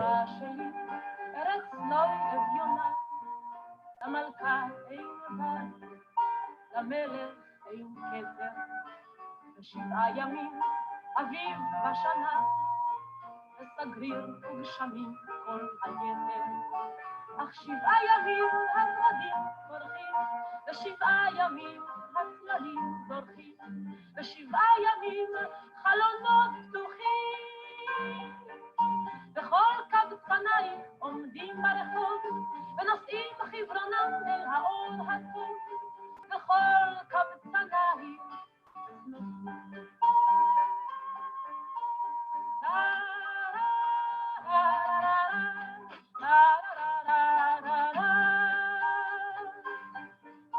בכורה שלי, ארץ נוי אביונה, למלכה אין בת, למלך אין כתר, רק 7 ימים חגים בשנה, ועמל ורעב כל היתר.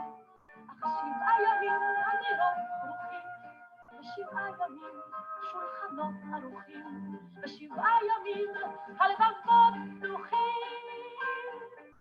וכל קבצנייך עומדים בתפילה, ובנייך בנותייך חתן כלה, וכל קבצנייך.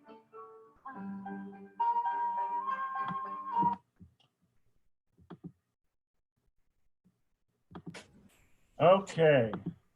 That song also, you can hear, has that same sort of slow, folksy, rhythmic beat, optimistic in sort of in its melody in a way, sort of hopeful, stridently sort of hopeful, even though the lyrics themselves, if you took a look at it, we'll put it up here for a minute, aren't that great, right? So my homeland, the land of beauty and poverty, the queen has no home, the king has no crown. There are 7 days of spring in the year, and cold and rain all the rest. But for 7 days, the roses bloom. For 7 days, the dewdrops shine. For 7 days, windows are open, and all your poor folks stand on the street and lift their pale faces towards the light, and all your poor are happy. And so even though there's hunger and toil and stress at a time, there are these brief glimpses, these brief moments. For 7 days, the candles are blessed. 7 days, the tables are set.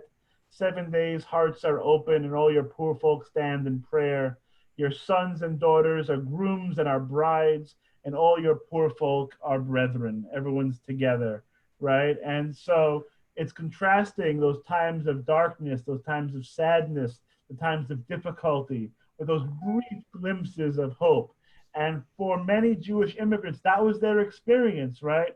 There was a lot of poverty, a lot of sadness, but there were just these moments that stood out of joy and of happiness, of simcha, right? And that we look forward to them with optimism, and that we don't let those dark times defeat us. And that is, again, very Israeli, right? That there are going to be dark moments in their history, going to be challenges, going to be obstacles to overcome. The birthplace of the state of Israel was not an easy story, and that was before the war. That was before 1948. Getting to there was a schlep and a half, right? Getting there from the mandate period, from before that even, was very hard. Then you would come to Israel, and you would be, at that point, usually an Eastern European Jew. You'd be coming to Israel. This is before the Holocaust. You'd be coming to Israel to settle the land, and you'd be hearing stories of Eretz Yisrael. And what did you find? Rock. Milk and honey. Hardly. Nothing is what you found. You found a lot of non-farming land. You found a lot of malaria. You found a lot of desert. Bugs and dirt, right? Is that you said, Tony? Bugs and dirt. And rocks and desert. And desert. And you were being told, here's a shovel and a hat. Get to work. And you would work the land, right? And it's, again, that metaphorical, but again, real, but what we always say is that we made the desert bloom, because we did. That was what they were doing for all those years, is they were making the desert bloom. They were working their tails off. These are, a lot of these people never held probably a spade in their lives. And they were coming to Israel, and they were creating something. They were building something there. And it was the spirit of hope and optimism. They were creating something for the future, for themselves, to create and build up this state. And so Leah Goldberg, her song has an optimistic feeling that, again, things can be tough, but things can also be good too. And we're going to hope for the better days, hope for those days of light and of sunshine, not the dark, not the despairing days, but there's going to be better times in the future that we're going to hope for. And we're going to rejoice in those moments, because we know sometimes there are too few and far between of those good moments sometimes in life. So it really is a beautiful song. There are different covers of it, but that was one of the original covers of the song, the original sort of setting to music and performance of that song. But there are different ones that are also beautiful as well. But I wanted to give you sort of the original, so to speak, the original version of that song. Any questions otherwise? Rabbi, was she singing the song? Was who singing? Well, Leah Goldberg? No. No. No, that was Chana Alberstein was the singer. So the words are Leah Goldberg's, but the actual song is somebody else. I don't think Leah was much of a singer comparatively. But this was set to music. And again, it's a piece there, and we're going to see this sort of in the next few songs as well. There are some songs where I'm trying to think what the comparison would be, in our society. But I think certainly there are maybe it's different for all of us. There are songs that you hear the first few notes of, the first few keys, and you can sing the whole song. Like you can sort of karaoke it, and you can sort of sing it because you know it so well for whatever reason. That's one of them for Israel. Like that song begins, and everybody knows the song. Everyone can sing along with Chava Alberstein. Everyone can sing along with that melody, because something like that has become just part of the Israeli DNA. This song, for us, for Israel, and again, it's something that it has that Zionistic feel, to it. Very important. And so now that we said hello to Leah Goldberg, we're going to jump forward in history a little bit. Does anyone recognize this gentleman? I got to do the picture. David Broza. David Broza, one of the most, still today, to be honest, most famous and beloved Israeli musicians. He grew up in Haifa. In fact, he actually has a song that he wrote dedicated to his hometown of Haifa. He was raised in Israel, but also has spent time in England and some time in Spain as well, if memory serves.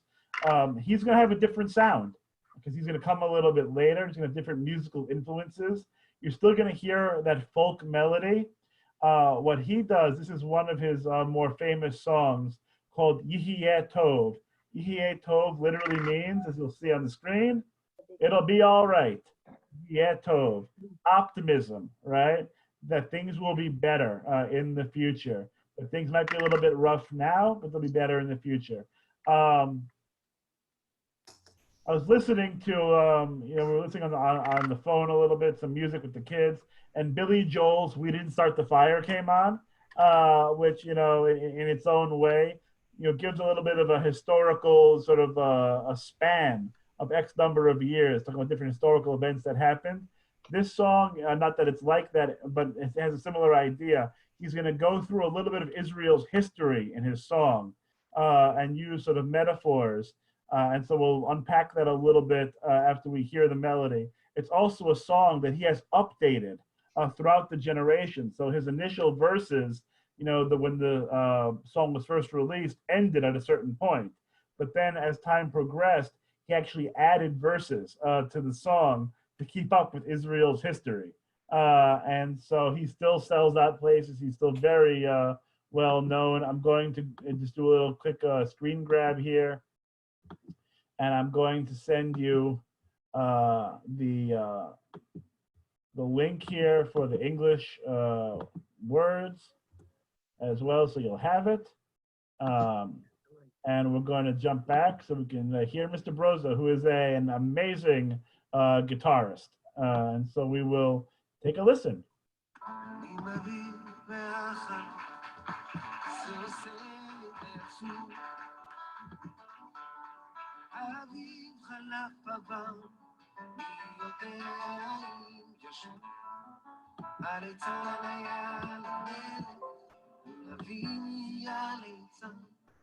ושכחתי את הדרך, אבל אני עוד כאן. Even has English underneath, great.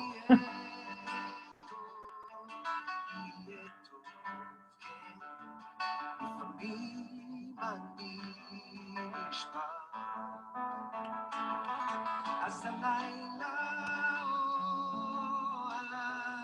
הלילה, איתך אני נשאר.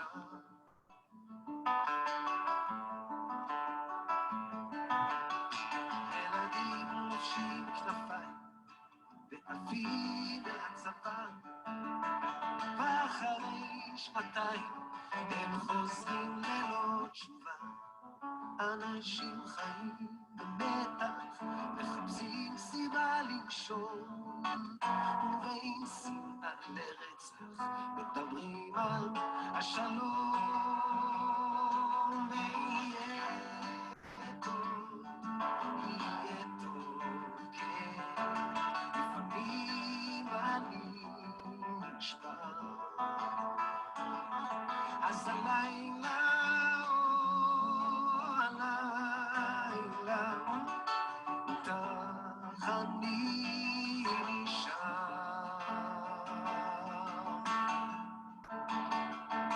כן, שם למעלה, בשמיים, עננים לומדים לעוף, ואני מביט למעלה, ורואה מטוס חטוף.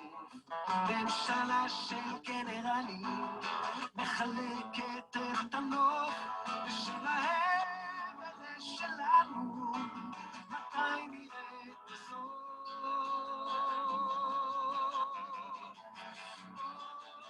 הנה בא נשיא מצרים, איך שמחתי לקראתו, פירמידות בעיניים, ושלום בנקטרתו. ואמרנו, היי, בוא נשלים בה, ונחיה כמו אחים. ואז הוא אמר, קדימה, רק תצאו מהשטחים. ויהיה יהיה טוב, כן, לפעמים אני נשבע. אז הלילה, הלילה, איתך אני נשאר. עוד נלמד לחיות ביחד, בין חורשות עצי זיתים. ילדים יחיו בלי פחד, בלי גבולות, בלי מקלטים. על כפרים נפרח העשב לשלום ואהבה. 100 שנים של חטא ועוד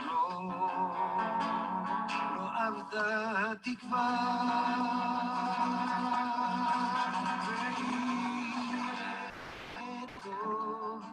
יהיה טוב, כן, אם אני נשמע. אז הלילה, הלילה, איתך אני נשאר. אני מגיע מהחלום, אולי מגיע, מגיע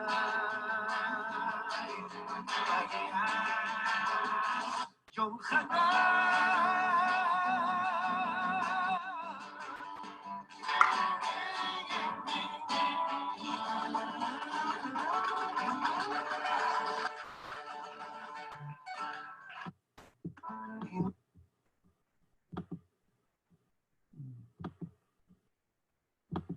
Yeah, that's one of those songs I got to hear to the end.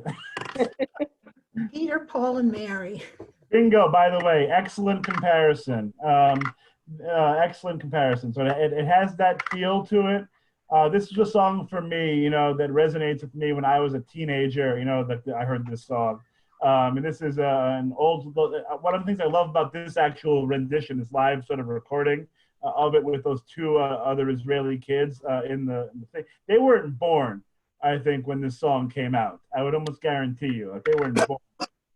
But they knew every word, and they've heard that song a million times. And there was this one little frame of the gentleman. He was like almost wiping a tear from his eye, because that song is so evocative for Israelis. You know, this almost you know very optimistic, but it's almost a song that's a prayer, you know, for peace. It's a song that is sort of against violence, against war, against hatred, and it sort of tells the story of Israel's, you know, history. And we'll mention, and I'll pop it in over here, the English, that you might have recognized. You know, so you have this part here about the military service, right? That the children wear wings, you know, so they get their military badges, right? And they go to the army and they serve for 2 years. That's what they usually serve in Israel.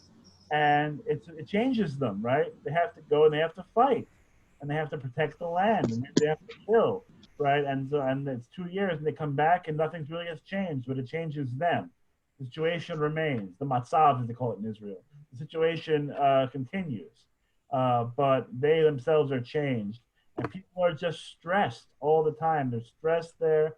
It's a bad neighborhood, as we know, but there's hope, you know. So between all the hatred, between all the anger, between the murder, we're gonna find some time to speak of peace. You know, the hijacking of the Israeli airline, you know, and then down here, it's Sadat, right? You know, that, where did they have the English there? I lost the English for Sadat. But you probably saw it on the bottom, the idea that, you know, the president of Egypt comes with pyramids in his eyes, you know, and they have the conversation.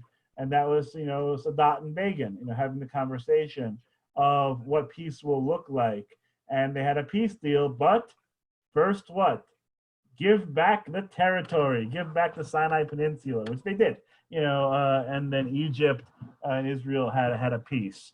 Then Sadat, by the way, as we know, probably was assassinated for his efforts. Sadat was killed later on in resulting of the peace deal. I was killed, yeah. And so, but it's a song of optimism. Again, that phrase, Yehi Tov, it will be better.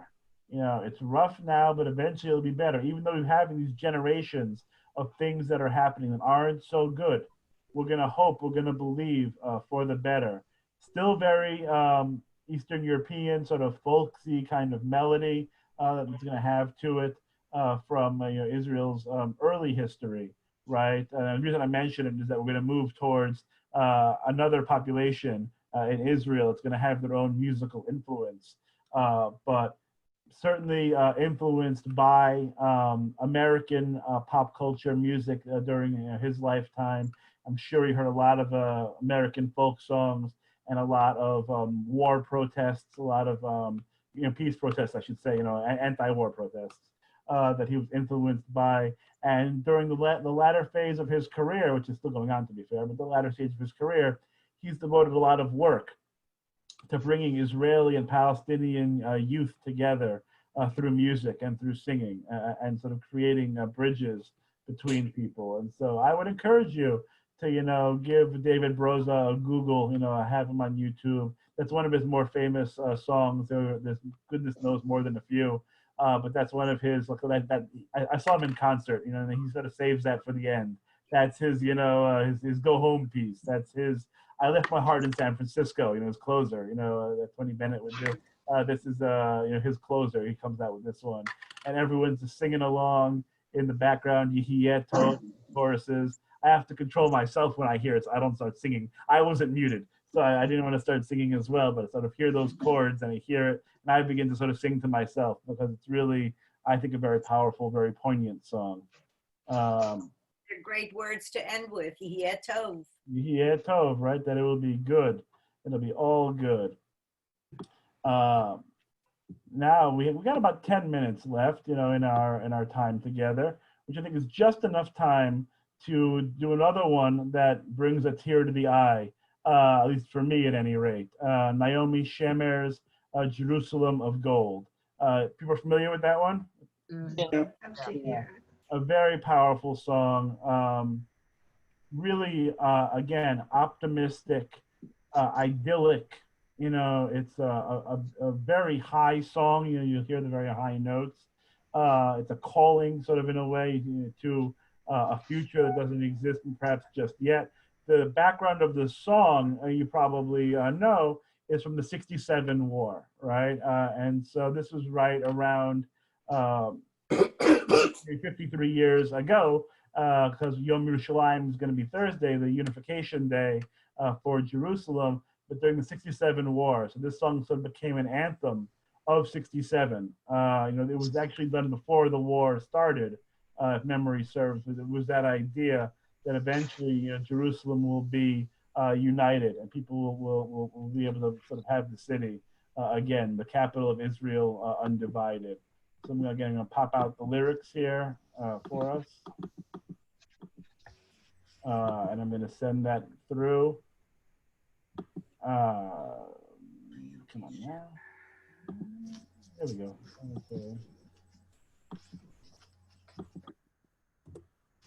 Okay, and so you'll have that in your chat window.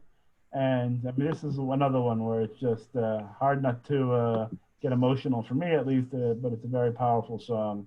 So let's give it a listen to. Ow.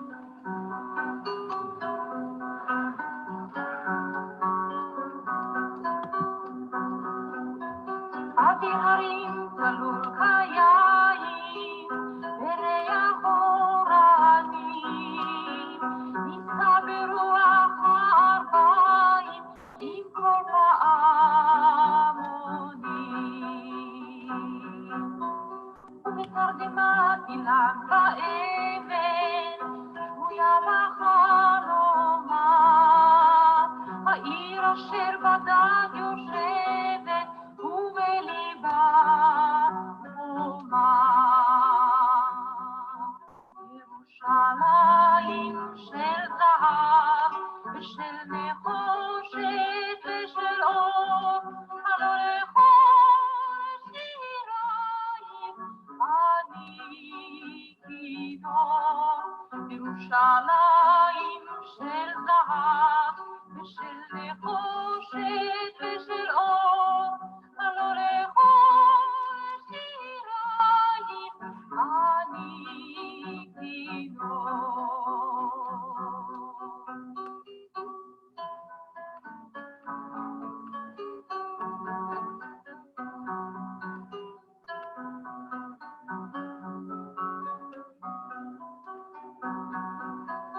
איך יבשו בורות המים, כיכר השוק ריקה, ואין מוקד הר הבית בעיר העתיקה.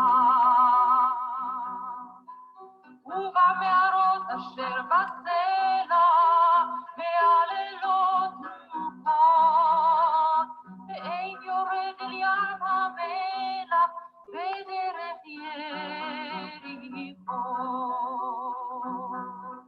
ירושלים של זהב ושל נחושת ושל אור, הלא לכל שיריים אני כינור. ירושלים של זהב ושל נחושת ושל אור, הלא לכל שיריים אני כינור. It pains me to pause it, but I'm going to pause it so we can get to the last song. That's a little painful for me to do that. Okay, so Yerushalayim Shel Zahav. We have the lyrics here. Again, the word that comes to mind for me is idyllic. It's this beautiful imagery of Jerusalem.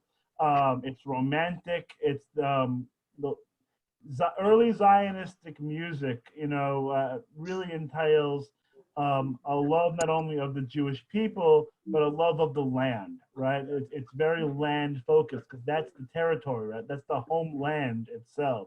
And so here Naomi Shemer's, words, the mountain air clear as water, the scent of pines all around is carried on the breeze of twilight and tinkling bells resound. Not a direct translation, but it's a singable version. The trees and stones there softly slumber, a dream enfolds them all. So solitary lies the city, and at its heart, a wall, the Kotel, the Western Wall. And then in the chorus, Yerushalayim Shel Zahav, Jerusalem of gold, of light and of bronze. And I love the imagery, I'm getting choked up. I love the imagery. I am a lute, right? I am a musical instrument for your songs, for your melody, Jerusalem. It's really, again, beautiful, a beautiful idea as it goes through. The wells, again, are filled with water, the square with a joyous crowd. On the Temple Mount within the city, the shofar rings out loud. It's that biblical imagery, right, of the shofar. And again, the idea of return, right, of redemption, that everyone is back together in Jerusalem, and they're celebrating and they're rejoicing in this beautiful, peaceful, utopian environment. Wonderful, wonderful, wonderful all around. But, okay, and there's a but there that's going to come in with another artist as well. And so we have here another song. The melody you're going to know. The word's a little different. Yerushalayim Shel Barzel, Jerusalem of iron. Someone else came after Naomi Shemer and wrote his own version of the song because I think he argued. There was a time, as an aside, Yerushalayim Shel Zahav, Naomi Shemer, which you just heard, that was under consideration to actually be the Israeli national anthem. It didn't get there, but that's how beautiful the piece was, how evocative. Again, every Israeli knows the song by heart. They can all sort of sing it, from rote. But someone else came along afterwards and said, wait a minute, Yerushalayim Shel Zahav, it's a nice idea, but is that really true? It's an optimistic song, idyllic, beautiful, utopian. We're all together, kumbaya, it's very nice. But is that the reality of Yerushalayim? Is that really what Jerusalem is? And so here's another version of the song, Yerushalayim Shel Barzel, Jerusalem of Iron. במחשקייך ירושלים מצאנו לב אוהב בנו להרחיב גבולייך ולמגר אויב מכל מרגמותיו רבינו ושחר קם פתאום הוא רק עלה עוד לא הלבין הוא וכבר היה אדום ירושלים של ברזל ושל עופרת ושל שחור הלא לחומותייך קראנו דרור ירושלים של ברזל ושל עופרת ושל שחור הלא לחומותייך קראנו דרור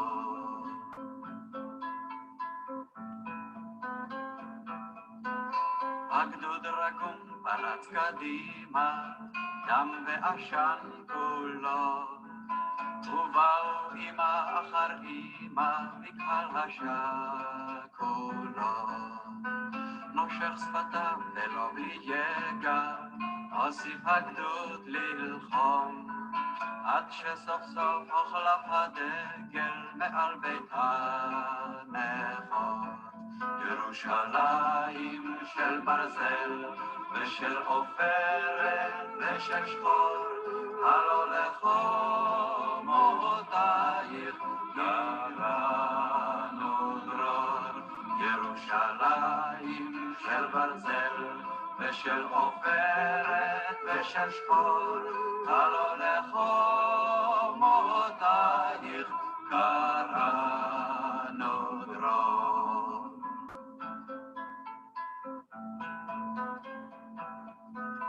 נפוצו כל גדודי המלך, צלף נדם צריחו.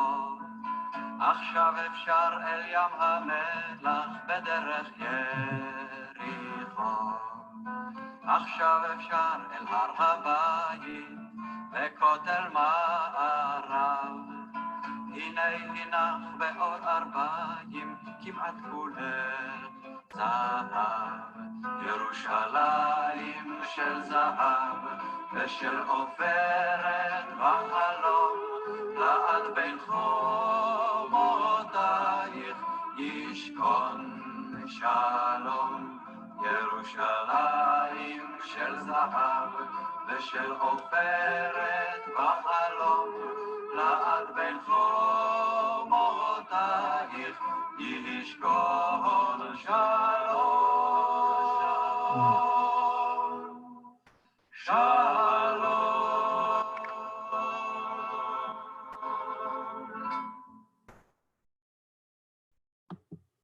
And those are the same soldiers, right? The soldiers of that picture. This is them when they are older. They had some great pictures of that a couple of years back for the 50th anniversary of the unification. So that song, is very powerful. And I would say it's an answer in a way or a response. I wouldn't go as far to say that it is a polemic or a smack against Naomi Shemer's song, but I think that it's trying to present a pragmatic picture, a realistic picture that's different than her idealized version, her utopian vision, that Yerushalayim isn't made of gold.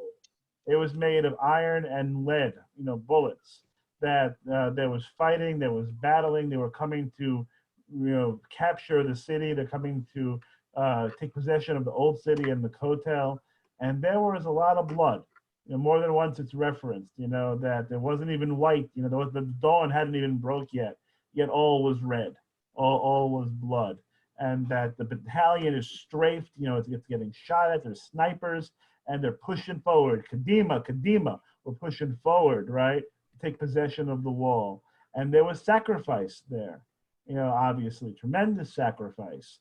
in order to retake the old city, in order to unify Jerusalem. That it's blood and smoke, not gold and silver and bronze, and pine trees and olives and everyone dancing together in the wind. That can happen, but only with the other hand coming in, only with the sacrifice, only with the struggle, only with the strain and the toiling, and frankly, the blood of a lot of Israeli young men who, in order to liberate the city, gave their lives to create this moment. And then it ends with that note that yes, it's Jerusalem of gold, but only because the lead came first and the iron came first. And it's an obligation to those who fought for it before and those who fought, after, to keep on crying freedom at its walls, to keep on the hope, right? It's still, again, that note is saying, will peace still be at your walls? It's a challenge. It's like milk and honey versus blood and war. It's the contrast. The contrast is just so. I'm upset by hearing the second. The first one is just your spirit of hope and the land of milk and honey, and then, I mean, this version he's a realist, whereas the first version is just hope. Yeah, the contrast. The contrast. Presenting Shir HaPalmach right there.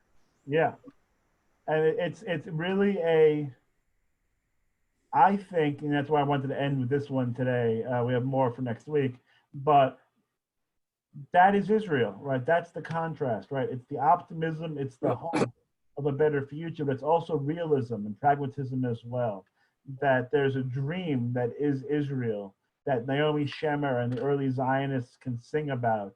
There's also the realities of Israel too, which aren't always as rosy, and that require a lot of sacrifice, a lot of maybe less than pleasant things to keep the dream, to keep the hope alive.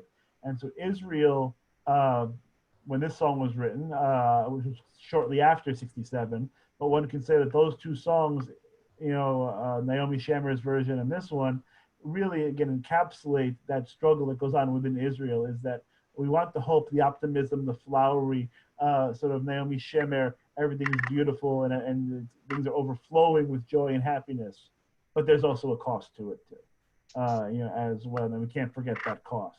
And there's going to be a balancing act in Israel about the feelings of hope and optimism and the feelings of pragmatism and the feelings of saying, look, this is our land, but we got to be constantly, consistently vigilant to protect that land. Because if we're not, then there's going to be no Yerushalayim Shel Zahav. If there isn't, again, that vigilance from those who actually fight and serve to protect it. Well, those two songs are truly the story of Israel. Yes, they are. I would exactly say that. They are the story of Israel. And it influences, again, those two songs influence the next generation of musicians. And we're going to see next week that we're going to talk about the Mizrahi influence, right? Because this is now, this is the Eastern European focus right now that we're looking at right now. But it's a tale of two Israels, at least, certainly. So here we're looking at it from the optimism versus the pragmatism side of it. We're also going to look culturally at the differences between Ashkenazi music, Eastern European influenced music, versus what happens when the Moroccan Jews come to town, and the Iranian and Iraqi Jews come to town, and the Turkish Jews, and the Jews from Spain and from Northern Africa. What happens when they come to town, and what does that do to Israeli music? And we're going to also look at what happens when American pop culture continues to influence Israeli pop culture, the different sounds, different rhythms that you're going to hear. A little less folk, a little more rock and roll, so to speak, and a little bit. Labroza is, a rock and roll guy too, certainly. But we're going to see it next week. So some different Israeli music and discuss their social and political context. So I hope you enjoyed. I hope you learned a little something, with it. And I really wanted to celebrate Israel this week, for Yom Yerushalayim. I wanted to sort of do something for Israel. It's an important week, and it's an important time to be thinking about Israel, with the new government that's forming, and certainly the challenges to continue to face. But it's a good moment to celebrate Israel, celebrate Jerusalem, and sort of embrace really the wonderful art and culture that Israel has in store for us. That is the possession not only of Israel, but of all of us. So thank you so much for attending and for listening. Thank you. Thank you for putting this together. Bye, everybody. Thank you. Oh, it's my pleasure. Yeah, a little more next week, but everyone have a great. What kind of house is that, Rabbi? That picture behind you. Oh, that's Jerry Seinfeld's apartment. I thought that looked familiar. I knew it wasn't yours. Yeah, no, that's Jerry Looking at it, Seinfeld. going, I keep forgetting who that is. Okay, that makes sense. Good night, All right. everybody. Night, everyone. Thank you. Good night. Rabbi, those three men were standing in the same spot. They were standing in the same place. You could tell by looking at the wall behind them. Yep, they recreated a lot of these photos. I'll try to look and find the gallery, but they recreated a lot of these photos of the soldiers that are still alive. And it's, to me, it's very powerful, you know, because it just shows, you know, that they were brothers then and they're brothers now. And you know, for those of us, you know, like this is part of this Israel story, right? That they fought together, they bled together, they have comrades who fell together, but they're still like a community. And the military culture in Israel is very strong, obviously, very rich. Actually, next week we're going to start with the official song of the Israeli army. They have an anthem of their own, so to speak. So we're going to play with that next time around. But it's, again, great to see everybody. Everyone stay healthy, please. And everyone stay well. And we'll touch base again sooner than later, okay? Okay, thank you. Thank you, Rabbi. Thank you. Good night, everybody. Good night for now.